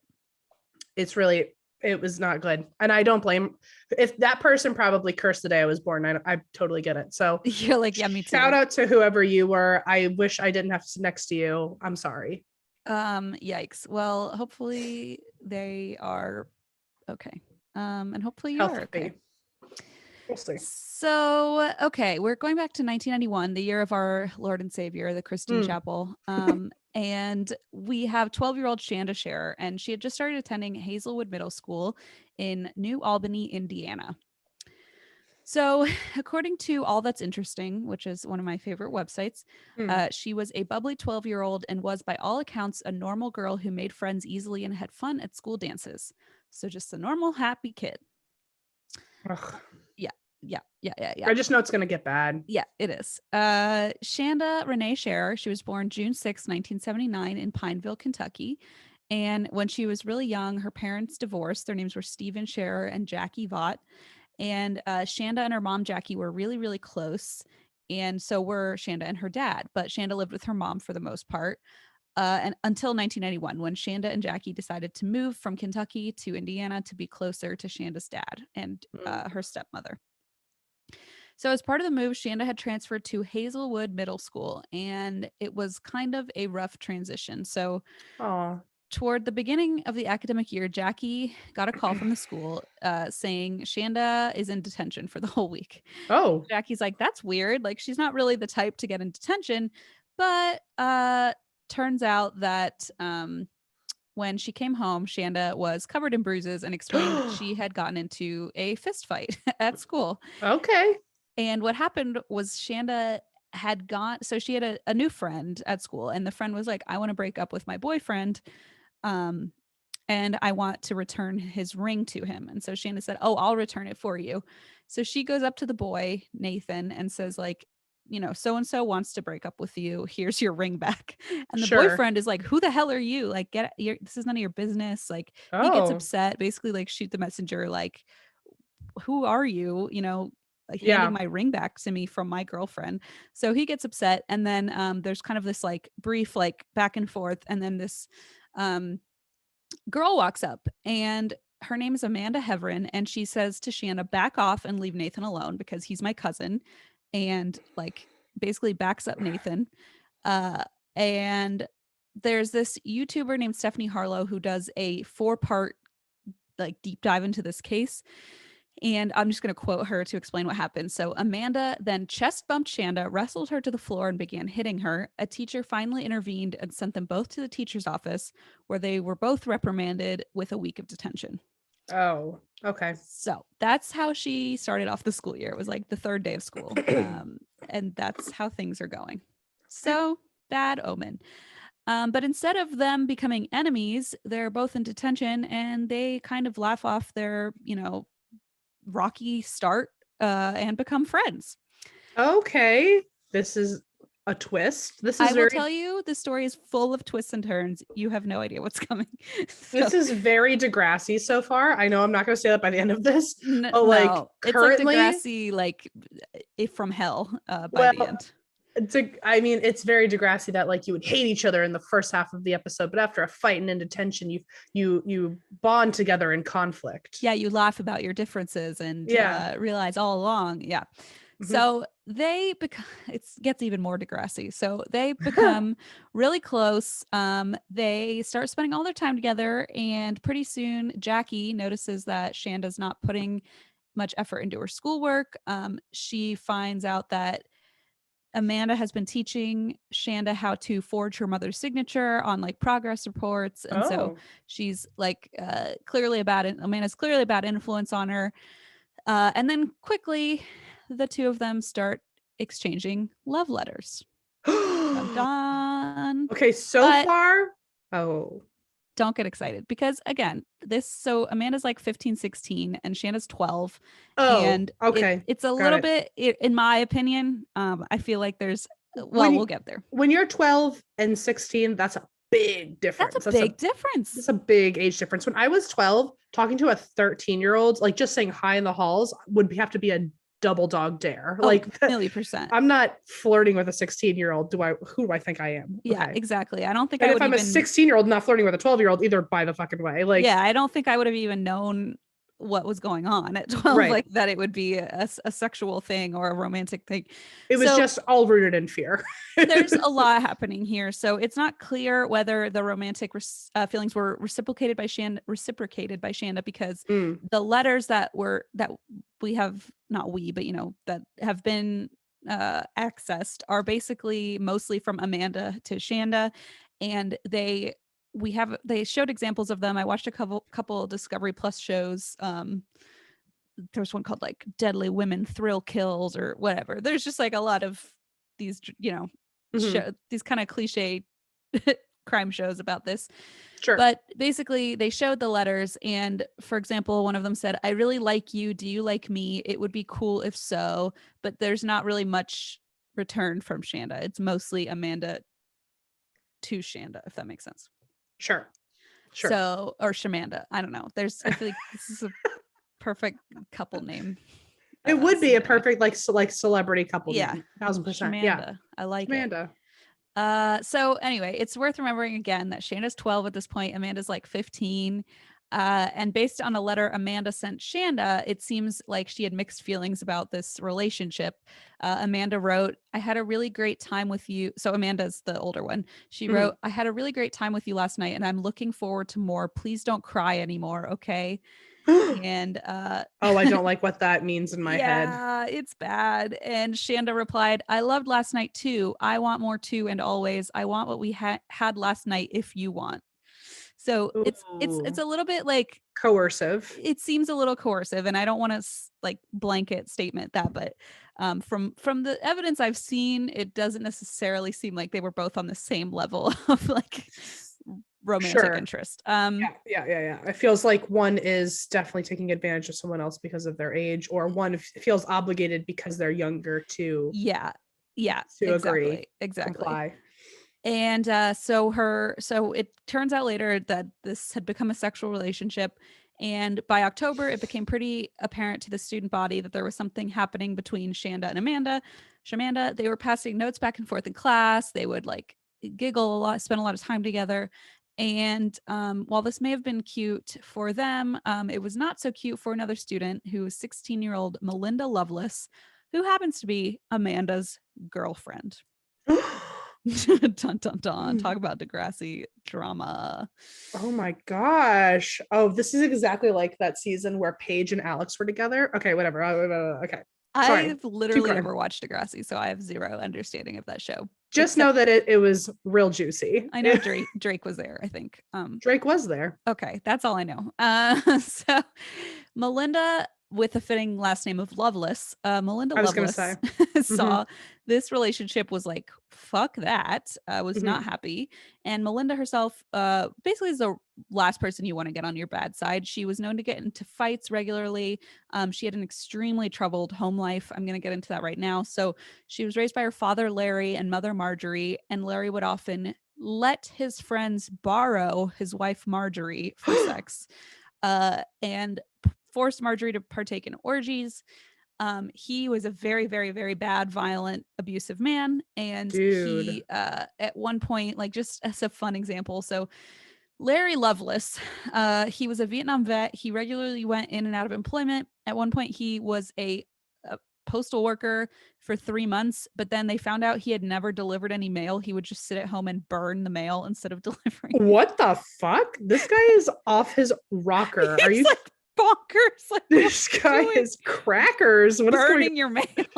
Oh my god. He would Burning mail that literally, isn't his, like I just know. burning bills, burning people's bills. I know that it's like a federal offense to open someone's mail. I don't even know what it would be to burn a bunch of people's because mail. because of people like him, there's a rule somewhere that says you cannot burn other Yeah, people's mail. 100%. There has to be. Like, you can't burn the flag, and you also can't burn anybody's electric bills. Just like, please follow the rules. Oh god. So he's just not a good guy. And according to Talk Murder with Me, which is a great blog, but also a podcast, they do a write up on the case and say any money he did earn went toward motorcycles and guns. He was violent, verbally abusive, a drunk, and a pervert. Larry violently raped Marjorie while their 3 daughters were in the home, able to Mm. hear everything. He once beat Marjorie so badly she was hospitalized, and the abuse drove Marjorie to attempt suicide multiple times. So this was the dynamic between Melinda's parents. So just has a terrible home life, and is known for acting out at school.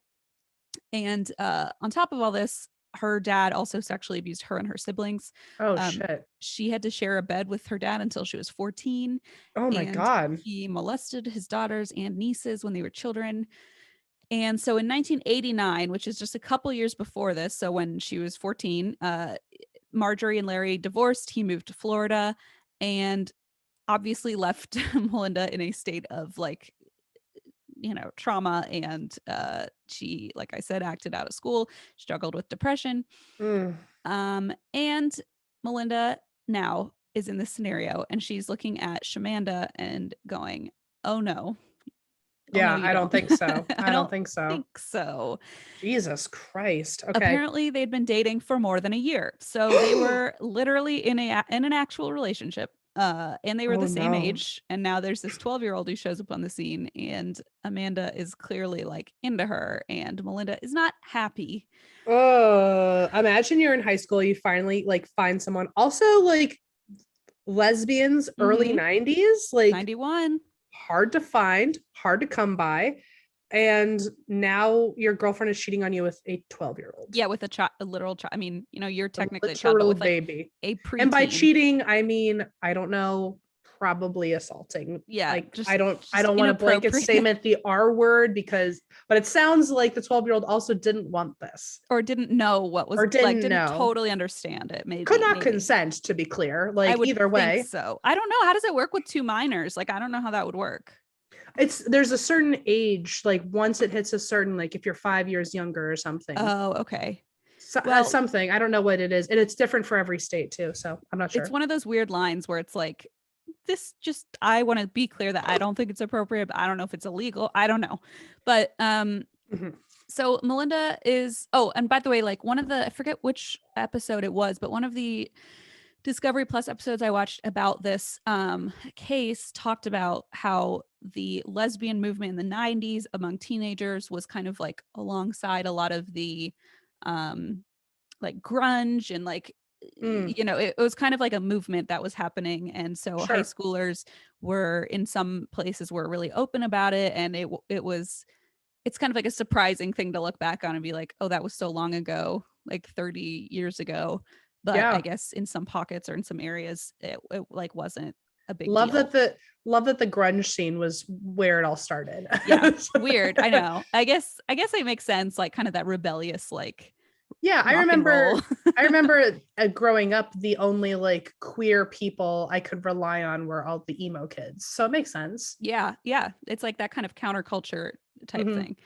Um, So Melinda is confused by Amanda, her girlfriend's actions, and decides to write Shanda a letter. And the letter reads as follows: Shanda, don't be scared of me, please. I just want to be your friend.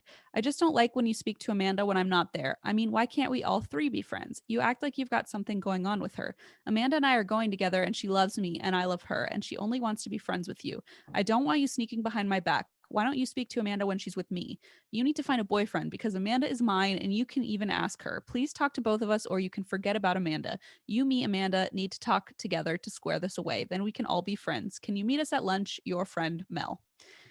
So basically, Shanda and Amanda ignored this letter completely, which really Oh. pissed Melinda off. Yeah, why isn't Melinda going to Amanda and saying, "Excuse me? Like Yeah. what the fuck is cooking right now?" You know what? I don't know. And that kind of is a running theme. Like maybe she's just more pissed at the, The in other those like person. cliche rom-coms where it's like the girl is the villain, the Yeah. other woman is the villain, I don't Right, know. right, right, right. So this letter didn't phase them. And one day, Melinda aggressively confronted Shanda in the school hallway. Shanda was really scared seeing Melinda like so aggressive and violent and promised she'd never see Amanda again. Not true. Mm. So this appeased Melinda for a while until she spotted a heart-shaped letter in Shanda's locker that said, Shanda loves Amanda. I'm not clear who made that heart-shaped note, but it was in Shanda's locker. Um, and again, Melinda confronted Shanda, grabbing her by the hair and yelling at her to stay away from Amanda or else. Mm. And instead of like taking this, warning to heart, they go to I think it's a homecoming dance. It's a dance in October. And Shanda agrees to be Amanda's date. Oh, So they show up to this dance, and Amanda later says she didn't think Melinda would be there because she hates school dances. But I'm sort of like, well, if this girl's out to find out, like, or right. to, catch you together, like, I don't, I'm not Hell hath surprised. no fury like a woman Correct. scorned. Are you Correct. kidding me? Like Melinda Lovelace's scorn. Exactly. Right. So, not surprised she showed up and spotted them together and got pissed. So she turns up, sees what she fears, and like basically attacks Shanda. And Amanda has to get kind of between them and is like, trying to protect Shanda from her girlfriend. It's Her both of her girlfriends are both of fighting. her girlfriends. Yeah, it's kind of a Yeah. mess. Like, and again, like you said, Amanda's in the middle here. Like I wish she would kind of take some Yeah. What is the common step. denominator here, everybody? Like it's Mhm. Amanda. I think Amanda's kind of the problem here, but Uh-huh. whatever. So meanwhile, Melinda is, pressuring Shanda to step away from Amanda, and at the same time, back home, Jackie finds the love letters being written from Ooh, this Amanda. is so Degrassi so far. Yeah, right. Like It's finds just these real bad. romantic letters. So she finds them, and she sees that they're sexual, and they say things like from Amanda saying like, I love your soft body. Like, I mean, Oh, and whoa. Jackie, like when she was interviewed, was like, I don't care that if she was gay, I don't care. That's not the point. The point is like this 15-year-old is writing to my 12-year-old saying, Yeah. whether it's a boy or girl or whomever, like writing, It's like, I want to yeah. touch you again. It's like, whoa, it's just Yeah. a lot. And at 12, again, like even at 15, I was probably too young for like I was, immature, whatever. But like 12 is so That's tiny. a 12 lot. is That's a little. lot. You're That's a not even a lot. teenager. I mean, whatever. So, and at the same time, Jackie also knows that like Shanda's basically failing school and Right. is getting And detention. probably knows like, is this the same Yep. girl who was beating the Yes. shit out of my kid a while ago? Yeah, that was one thing I totally forgot to mention. Like she got home one day and Amanda was sitting on the porch with Shanda, and she was like, "Isn't that the girl that like punched you?" And she's like, "Oh no, we're friends now." And her mom was like, "Red flag from day one." Well, also, like, it sounds like from those letters where, like, this, it sounded like Shanda was like complying to something she didn't want to do. I'm sure she has the memory of like the first time we saw each other, she beat me up. So You beat me up completely. if I don't do what she wants, she could beat me up again. Well, interesting you say that because when Jackie asked Shanda about the letters, Shanda tells her mom that at this point she's only seeing Amanda because she's scared. Mm, Not a good, not good, not good, not what you want to not hear. good. It has gotten to the point where Shanda believes if she didn't have Amanda, then Melinda's going to attack her and she needs Shanda to protect her. But she also is only with Shanda because she's scared. Like, it's just a mess. And this is what she tells her mother. So who knows if she's just saying that to her mom or if it's the truth or what. But that's what Jackie hears and is like, ruh-roh, this is not a safe experience for my Mm, 12-year-old. yep. So Jackie does everything in her power to keep Amanda and these other girls away. She thought, Shanda was back on track, but she discovered a letter Shanda had written to Amanda that said, "Amanda, I miss you and I will always love you no matter what happens." So Jackie and Steven, Shanda's parents, are like, "You need to go to another school. We're taking you out of here and we're moving you to Our Lady of Perpetual Help School, which is a Catholic Okay. school." Okay. Yep. That's I guess what happens when you're in a dramatic lesbian relationship. Catholic school it is. Sounds about right. Yeah, Uh, I'm maybe it was just like the only school in their district that would take someone halfway through a yeah. year, but it does feel homophobic. It's Oh, like, 100%. And the name yeah, of it, like Our Lady of Perpetual Help. It's like if my mom sent me there, I'd be like, wow, message received. Damn. Okay. exactly. I'd be like, okay, noted. We're just not friends anymore. Okay. Okay.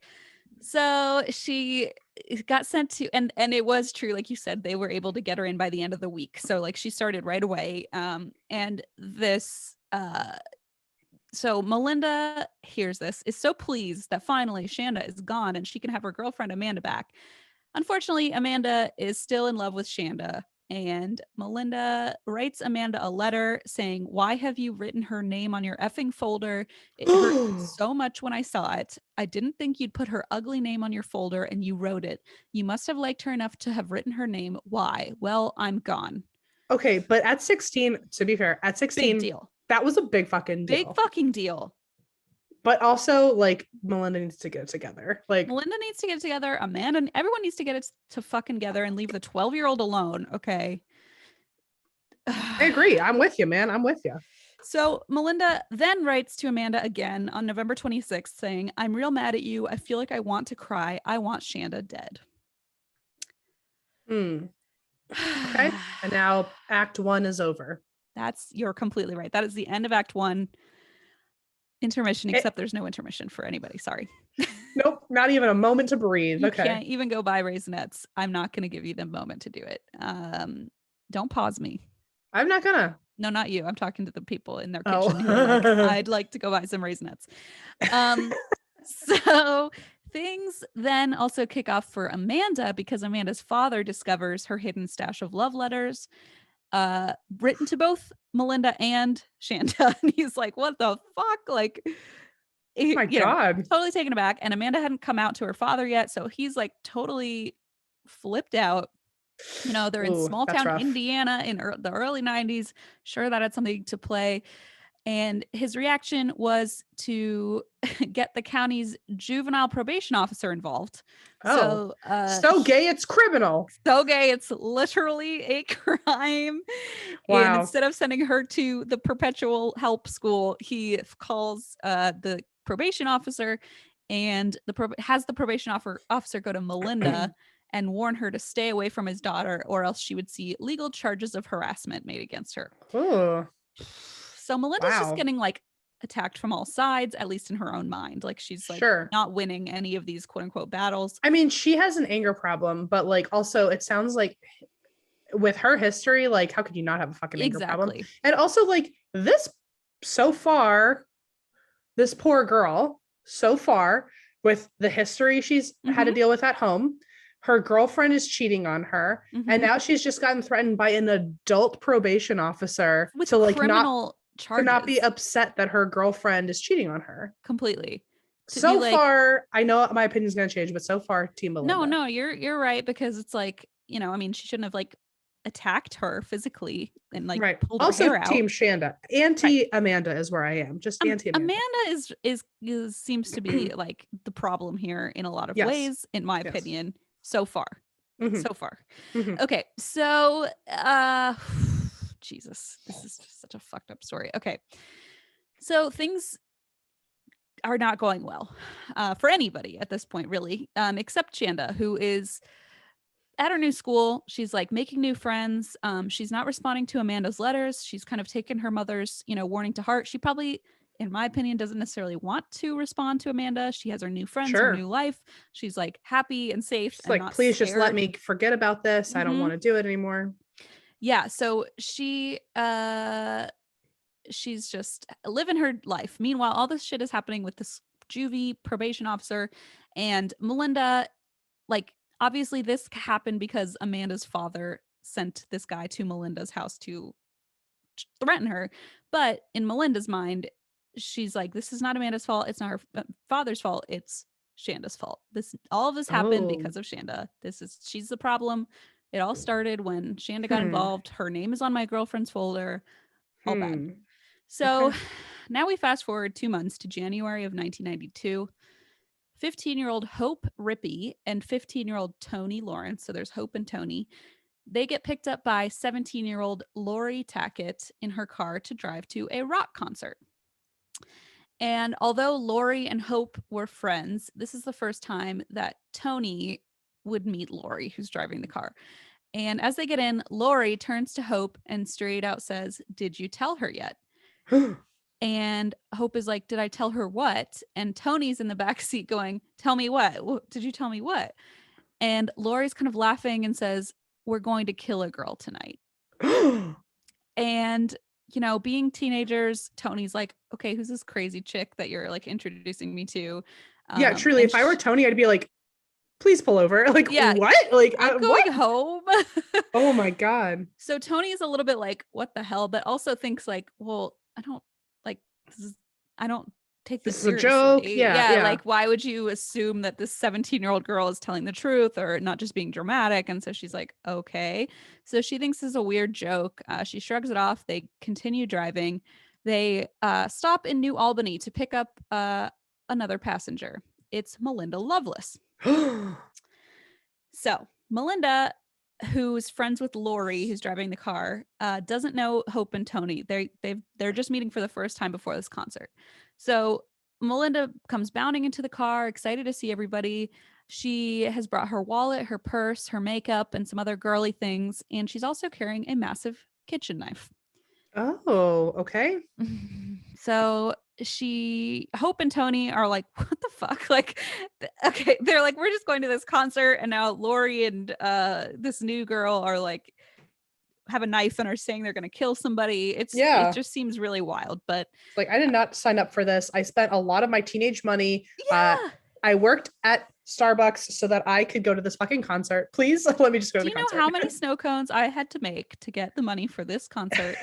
And now my grunge night has been ruined. And now there's a knife next to me in the car. Now there's a knife. Which now also makes probably them real fucking uncomfortable because now they're like violently being coerced into doing this. Otherwise, yeah, so now they're in the car with a girl with a knife that they don't even know exactly. Yep. And they're like, oh, okay, this is cool, great. And Lori's older, she's 17 and is like clearly also part of the plan. So they ask, like, hey, nice to meet you. What's up with the knife? And Melinda assures them that her only intention is to find the girl who had stolen her girlfriend and scare her a little bit. She wants to make her listen once and for all. So she has enlisted her newish friend, Lori, who had dropped out of school recently, to help her do it. Now, Lori, who's the one driving the car and is the one who said, like, we're going to kill a girl tonight, also has a troubled background. So she and Melinda are kind of like this tornado. They meet, they have this like twist. They each have like a really fucked up, twisted childhood, and they have some really violent tendencies. And when they get together, things just kind of implode. So Lori's family was a fundamentalist Christian family, and she had gotten a lot of visits from child services because she was being abused. And so she had been going in and out of the hospital due to self-harm. She was diagnosed with BPD, and she had a fascination with paranormal activity, vampirism, and the occult. And she said that her parents later said, she had always wanted to know what it would feel like to kill somebody, to stab somebody with a knife. There it is. Yep. So bad combo is kind of what I'm getting at. Like Melinda has vengeance on the mind. Like Melinda's and this person has morbid curiosity of like, let's go for it. 1,000,000%. So one girl wants to be violent toward anyone, and one girl has a very specific plan of vengeance. So together they hatch this terrible, terrible plan. Their checkered pasts overlap into just one color. Like completely. Yeah. Into just like the worst of quilts. I don't know. The worst quilt ever quilted. Sorry, that's the worst quilt ever quilted. This is the shit like when I would write in journalism, I'd be like, title name. I'm gonna fail this article. It's like you're trying to like hit the word limit on an essay. It's not just a quilt, it was also quilted. So if anybody needs to know. So evidently Melinda had shared these plans with Lori, who was then like, hell yeah, I'm in. And then Lori invited her childhood friend Hope, who then invited her friend Tony. So basically the only people who really know each other are and who were part of this initial plan are Lori and Melinda. And then Hope and Tony are kind of like there too. They've been invited along. So before going to the rock concert, the four girls drive over to Shanda's father's house where Shanda was spending the weekend. And so around 8 p.m., Melinda makes Hope and Tony get out of the car and ring the doorbell. And when Shanda answers, they are instructed to tell her that they are there to take her to see Amanda because Amanda wants to see her. So this is why Melinda didn't go to the door, because she's like, well, if Shanda sees me, she's going to be like, no. But so, these two girls, Hope and Tony, who've never met Shanda, by the way, show up at Shanda's door and are like, oh, Amanda wants to see you. So Shanda answers the door. Hope and Tony tell her, we're here to bring you to Amanda. She wants to see you. But Shanda says, okay, my parents are up. Like, come back later when my parents are asleep and I will sneak out like properly with you. So Sure. they go to the fucking concert and then come Oh. back to Shanda's dad's house around midnight. And the concert, if anyone's wondering, was called Sunspring. And I looked them up and they were a small, I think like Louisville, Kentucky band. And they were like seemingly like rock, grunge, whatever. But so that's the concert, if anyone's wondering. So they go back to Shanda's dad's house around midnight. Shanda's gotten ready. She's there waiting. And Hope and Tony say, come on, get in the car. We're going to go meet Amanda at Witch's Castle, which is a local hangout for teenagers in the area. Okay. And there was a kind of an urban legend that 5 witches had been burned there. And so a lot of teenagers thought it was like pretty, I mean, like we would have gone in I get and it. Slaughter explored it. pen. Right, Totally, exactly. absolutely. I'd be It's there. like somewhere like creepy and cool that, people would hang out at.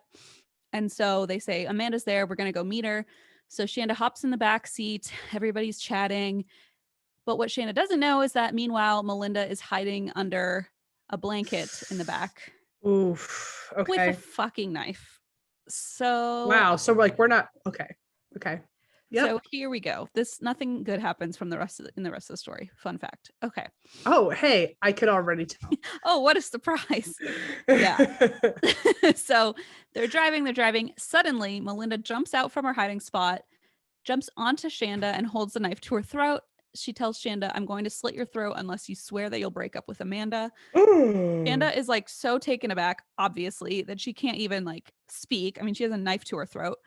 And so Melinda tells Lori, keep driving and stop when we get somewhere really far away and abandoned. Oh, shit. Yeah. So at this point, Hope and Tony are like, oh, God, okay. Like, this is scary, but they're just trying to scare her, Like, they still think like, oh, we're just trying to scare her. So having driven through a lot of forest, Lori finally stops at a remote trash dump. And Shanda, again, she's a literal 12-year-old, is just like begging to go home. And she is forced out of the car where the girls take off all her clothes. And then Melinda and Lori, who are kind of like the head honchos of this plan, tie her up.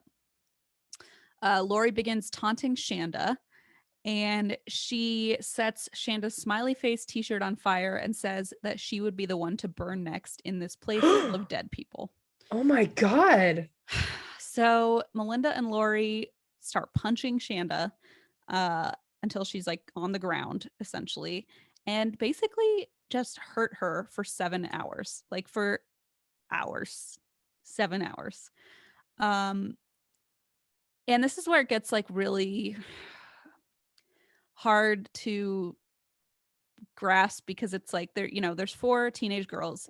2 of them are clearly like this was their intention, and then 2 of them have been dragged along, and so you kind of see this very psychological like pack mentality, and also like this fear of like these 2 other girls. Yeah, like they're just going along with it so it doesn't happen to them. Oh my gosh. Yeah, so either they're scared or they are just like swept up in the drama, like who knows, but they're just there for the ride, essentially. Wow. So okay. Shanda is getting beaten up for hours and hours and hours. And finally, Melinda tries to slit Shanda's throat with the kitchen knife, but because it's too blunt, they end up just stabbing her with it. And then they choke her with a rope until she's unconscious. And they put her in the back of the car in the trunk. And the 4 girls drive back to Lori's house. And once they get to Lori's house, they clean themselves up. They drink some soda from the fridge. As you do when you're a literal fucking child. Yeah. And so, the parents probably come in, I'm picturing it, and are like, hey, kids, everyone's drinking Sunkist or whatever. And it's like, fucking A. Like, can you imagine being the parent later, like looking back and being like, I just saw my kid like just hanging out like at our kitchen island drinking Capri Sun. And it's like, and there's they have literally just held someone at knife point. Yeah, like Subaru outside with a body in the trunk. And it's like, why would you even think that would be happening? So they're drinking sodas, and just when they're like, okay, we did our work, whatever, and the 2 girls, Hope and Tony, are probably like, we're going home now, they hear noises from outside, and it's from the trunk. So Mm. Shanda is in the back and she's still alive. And I guess as dumb teenagers, they'd convinced themselves they'd already killed her and or that she was unconscious and they were I'm just gonna surprised they even like picked up her body and put it in a trunk. I thought they would just leave her out there. that's I know. I'm kind of surprised too. And I think a lot of this ends up being sort of like, teenagers whose frontal lobes aren't fully developed and they don't really have a plan. They just kind of Right. do whatever they think of in the moment, which is obviously how they were immediately caught, but we'll get there. So they hear kicking and screaming from inside the trunk, and Hope is basically pressured into, apparently, at least from one of the reenactments, it sort of looked like Melinda was like, here, like handing her like a tool or something, and Hope was kind of like hesitant, like didn't want to. And Mm. so instead Hope sprays her with Windex, is like her violent act, and mocks Jeez. her, saying, "You're not looking so hot now, are you?" And keep in mind, Hope and Tony have never even met this girl or Lori. Like they Oh my don't even know who God. this child is. And so Melinda and Lori, like basically react right away. The two of them drive off with Shanda in the car, leaving Hope and Tony behind. They stop at a gas station where they buy a 2-liter bottle of Pepsi.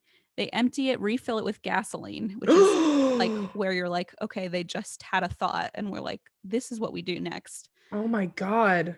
So they find another empty location where they drag Shanda out of the car. They stab her again. They sexually assault her. And then finally, they pour gasoline all over her and light her on fire. Yeah.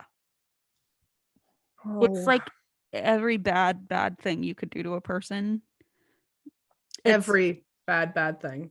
And they interview one of the um, officers who was involved in the case and like initially found her body and like was involved from day one. And I mean, his story is interesting in and of itself. He was like the first Black officer in Southern Indiana. So he has his own like interesting backstory, but Mm. he starts crying during this. And it's like so awful to watch this like really seriously grown man who clearly seen a lot of shit in his life start crying after so many years of probably recounting this over and over again. And he Sure. says like all he prays is that she was unconscious at this point, which, there's not really a way to know necessarily, Yeah. but it's unclear. So they light her on fire and drive off.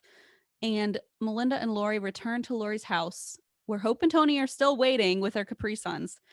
And they Oh, enthusiastically describe their murder, teasing how apparently the only thing Shanda could say before she died was mommy. why the fuck did you? I don't know. I'm sorry. I regret it. Every time I hear a child case and like Yeah. they even like if it's fake, like I've seen like Law and Order episodes SVU end or this whatever. way, Yeah. where like the kid's last words were mommy. It just makes it so much. And they interview her mom, and to see her mom talk about this, it's like, how do you even cope or get through it? I don't know. I wouldn't as I could. I don't know how you can't, you don't come back, you I don't don't come think you back. could really. Yeah. I I mean, think you just live a new version of a new alternate life now. yeah. And like we do come back to her in the end and see kind of how what she has been doing, which is, you know, people who find a way to go on are always so impressive to me, because it's like, I don't Couldn't know be how you me. would get to that point, Couldn't be me. I would never. If something ever happened to my kid or my parent, either direction, Yeah. I'm gonna be a complete mess. Especially to know that I might have been their last thought during a violent Yeah. act. Yeah. It makes it Oh so my much God. darker and worse if it Oh. even could be, right? So so they come back, they're joking about this murder, and then they all go out to McDonald's for breakfast, where it was reported that they compared a burnt sausage to Shanda's body. So they're fucking like amused by this. They're not horrified. They're not like, what did we do? What have we done? They're like pleased Oh with my themselves. God. They're not like, shit, we took it too far. Melinda and Lori are like, this was a fun evening. Like, we had a great time. Just your average Friday night hang. Just a post concert hangout. Yeah.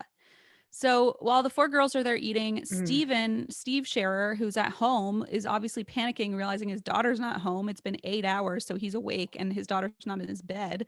So right. her stepmom's like, she's not in her bed, Steve. And he's like, well, fuck. So they're calling everybody. They even call Amanda, who's like, I don't know where she is, which is Also, true. at that, yeah, and also finally Amanda, like, who's been like nothing but bad to the bone in this story, she's like, Exactly. I'm off the fucking hook. When Like, she I wasn't don't. involved, I was like, wait, what? Like, I thought this was going to be her part of this narrative, but like, no, she wasn't even But also, involved. like, imagine Amanda, who's like now grown up and Yep. like thinks like, what the fuck was that about? Like, Yeah. She's been interviewed on Dr. Phil, and I'll talk about that later too. But like, yeah, she's definitely, well, also imagine being the parents, like you just woke up and saw your kids gone. You think like, oh, maybe she like just left or thought she was cool to leave with her friends for school, but like she's already dead.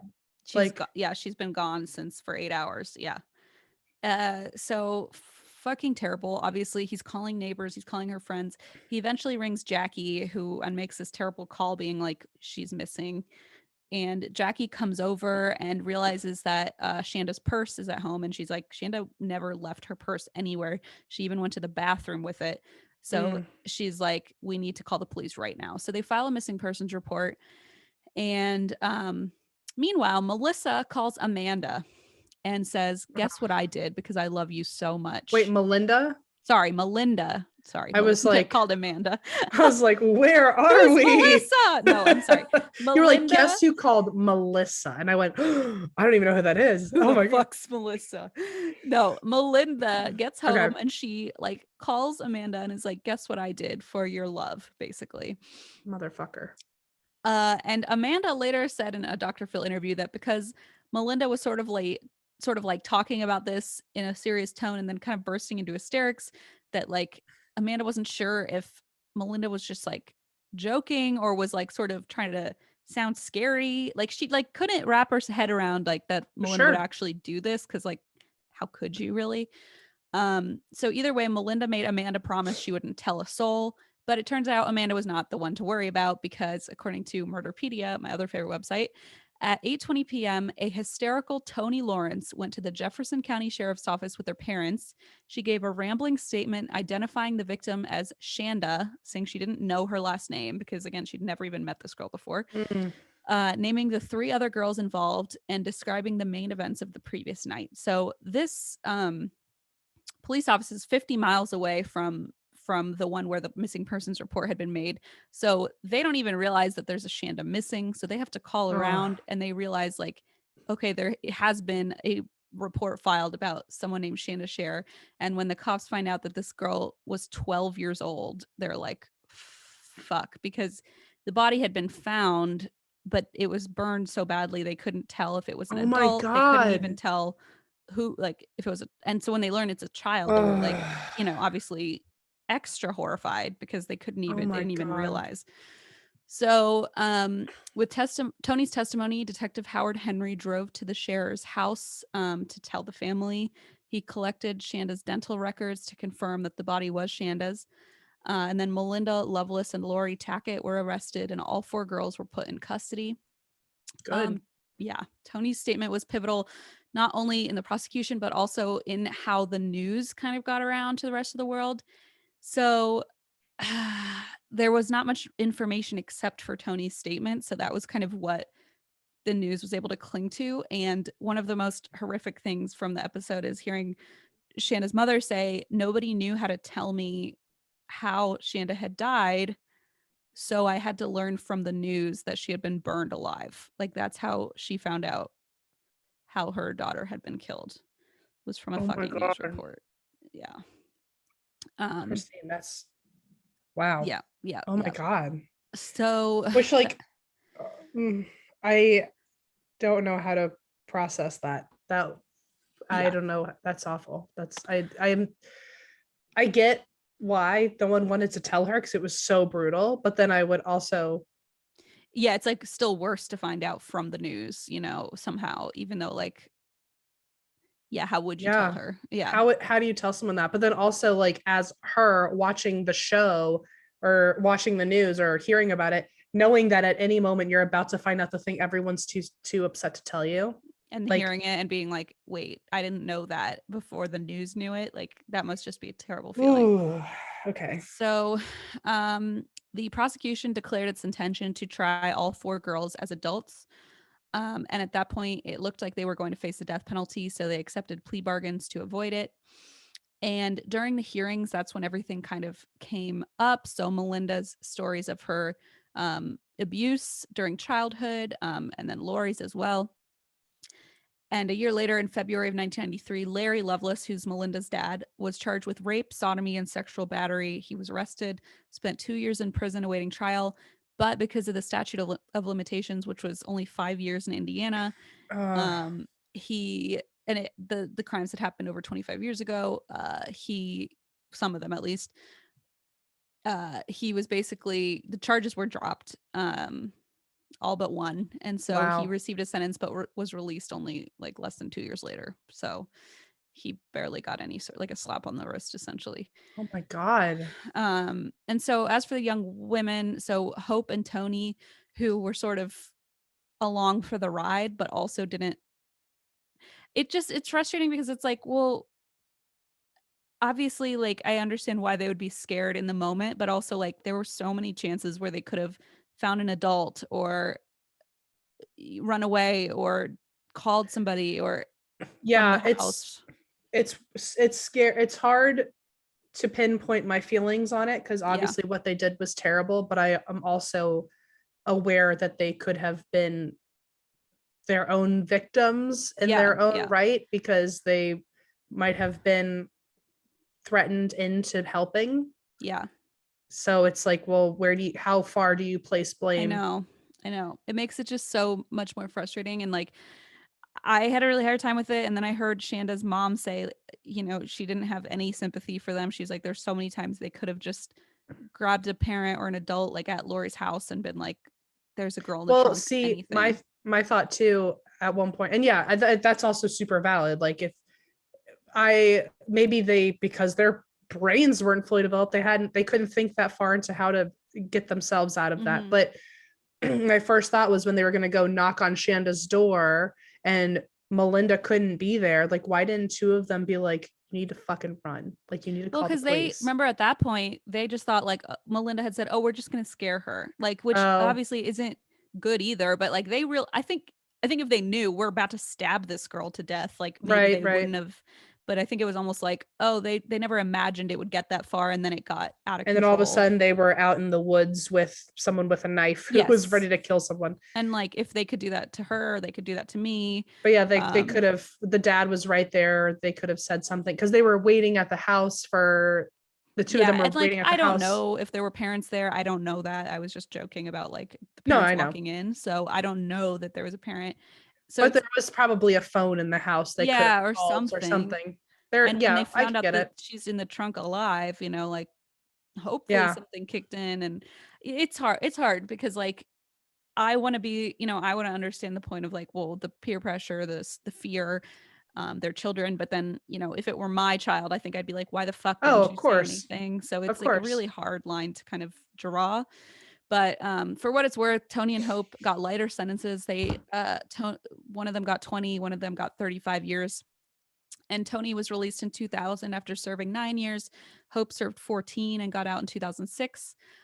Both Melinda and Lori received 60-year sentences for the murder of Shanda Sharer. And it's still sort of wild that like Lori was even so heavily involved because she didn't even know the girl, but at the same time there's just this background of like wanting to kill somebody. And when her mom and sister went on Dr. Phil and told Dr. Phil that Lori had always believed it was her destiny to murder someone. Oh my So God. clearly it was just two wrong people meeting at the wrong time. Uh, and things got out of hand. And Amanda herself was also interviewed by Dr. Phil. And in it, she comments that the time was really hard for her as well because she, quote, lost basketball scholarships and got kicked off the basketball team. And it's like, that's why it's hard. Like, Right, right. hello? Like, okay.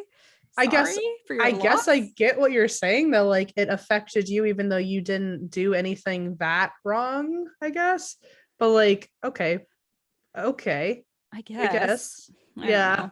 I'm like, that's not what like Like, however how do you many feel about two people you were dating and sleeping with? One of them killed the other and like 15 like years later, I don't think brutally. I'd be hung up on the basketball scholarship, but what do I Right, know? right, right. I don't know. As an adult, I don't know that I would still be focused on that, but whatever. So Lori herself, for what it's worth, has shown remorse. She was quoted in the interview saying, "I didn't know Shanda at all. I didn't go into that evening knowing anything was going to happen, wanting anything to happen. I didn't. Peer pressure, that's all it was. It spiraled out of control way too fast. It's something that should have never happened." But again, like, she was one of the ringleaders of this and was one of the more violent Hmm. participants. So who knows? So she was released in January of 2018. And Oh then wow. Melinda was released in September of 2019. And she had been channeling her efforts into a prison program called ICAN, which stands for the Indiana Canine Assistant Network. And basically, while behind bars, Melinda was able to help train puppies to act as assistance dogs Okay. uh, for those with special needs. And one of the dog breeders who works with ICAN is a burn victim, similar to Oh. Shanda, and that was kind of like a notable thing, um, connection she made it behind bars. And this breeder reached out to Jackie, Shanda's mom, and like urged her to come watch Melinda tend to the dogs in the training program. So Jackie went, reluctantly, but she was so moved by what she saw with Melinda, working with these dogs, that she commented, "I was really taken aback. I saw someone almost reborn. She was sincere. She was compassionate. I think the ICAN program allows her to have something in her life that she can show love back to, and there's never betrayal on either side." Wow. Um, so talk about a bigger person than the mom. Truly, I'd Um, be like, I hope one of those dogs eats you. Are you eats you kidding me? Like, completely. what? Yeah. Okay. Well, bravo to you. I Good know. job. So she's a much bigger person than I think I would be. And this came a long way because in 2012 she did an interview where she commented, where Jackie commented, "I have many times said if you want to see a person who has absolutely nothing inside of them, look into Melinda's eyes because there's nothing there." And she even Oh, acknowledged like Melinda never should have gone through what she went through, but at the same time, she also should never have yeah. murdered my daughter, right? So it's kind of Right. like a fucked up circle there. But seeing Melinda take care of puppies for a good cause, Jackie was so moved that she donated a puppy to Melinda to work with. Excuse me, Wow. like I have like acid reflux. Sorry. She It's like donated. things are coming out of your mouth that don't sound right My in body is some like ways. panicking. So she donated a puppy for her to work with, and Jackie called the dog Angel in honor of Shanda. And Jackie also had another loss, when Steve, her ex-husband, passed away Oh at my the age of God. 53. And the way Jackie puts it is, he drank himself to death. She said he did everything short of putting a gun to his head. Like he just, his life like ended that day, basically, that Shanda was gone, and Of he course. never recovered, understandably. And he ended up drinking himself to death, according to her. Sorry, It's that's okay. dinner time. It's okay. Wow. I think you're good. Oh, I thought you were, I didn't know you were muted. So I was like, oh, wow, it seems perfect. Like, what's wrong? Sorry, he ran downstairs. He's finally slightly quieter. So I mean, I only have like 2 bullets left, but essentially, he ended up passing away as well. And although some people probably like us are like just can't comprehend how Jackie could be so like compassionate toward Melinda, Jackie has asserted, "It's my choice to make. She's my child," as in Shanda. "If you don't let good things come from bad things, nothing gets better. And I know what my child would want. My child would want this." So like Wow. just a very loving, What a good woman. wise person. And Melinda was so appreciative of Jackie's offering that she's since thanked her publicly, saying, "She helped me to heal, forgive, and grow, whether she wanted that or not. She did a good thing. I would thank her. I couldn't thank her enough. Angel is in good hands, and I'm doing it for Shanda. I'm doing it for her." So if you want to learn more about this case, there's that Stephanie Harlow YouTube series. There are several shows on Discovery Plus. You can pull an M and borrow my password and watch Ghost Mhm. Adventures, or you can watch the episodes about this story. There's also a couple books. Michael Quinn wrote a book called Little Lost Angel, and Aphrodite Jones, who was interviewed on some of the shows, wrote a book called Cruel Sacrifice. And that is a story, the very, very, very, very, very, very dark, fucked up story of Shanda Sharer. The end. Wow. Oh my gosh. That sorry. Also sorry about that. No, My you bad. did it. Look, it's not your fault that it is your fault that your literal job is to talk about dark things. It's also your fault, to be fair. It is more my fault. You could have said no, and you did, but then you came back, did. so it's back to your fault. That's true. I did say no, but everyone convinced me otherwise. Well, wow. The unsung hero there really is Jackie. I mean, I'm all for, people actually being rehabilitated and all that, Yeah. but like, I don't know if I'm big enough to forgive something like that if it were my kid. So well done to Jackie. Mm-hmm.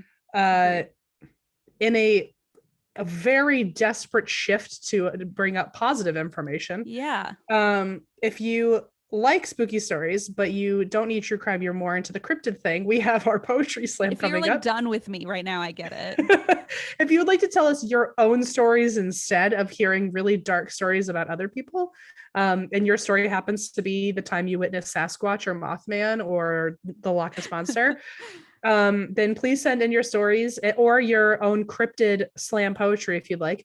Send it into atwwd from our couches at gmail.com. And we have our live show on the 17th at 4 Pacific, 7 Eastern, $10 tickets, but it's going to be worth it because we are donating everything to Asian Americans Advancing Justice, and you could win some really great gifts. So, or when you could we're auctioning off some really great gifts.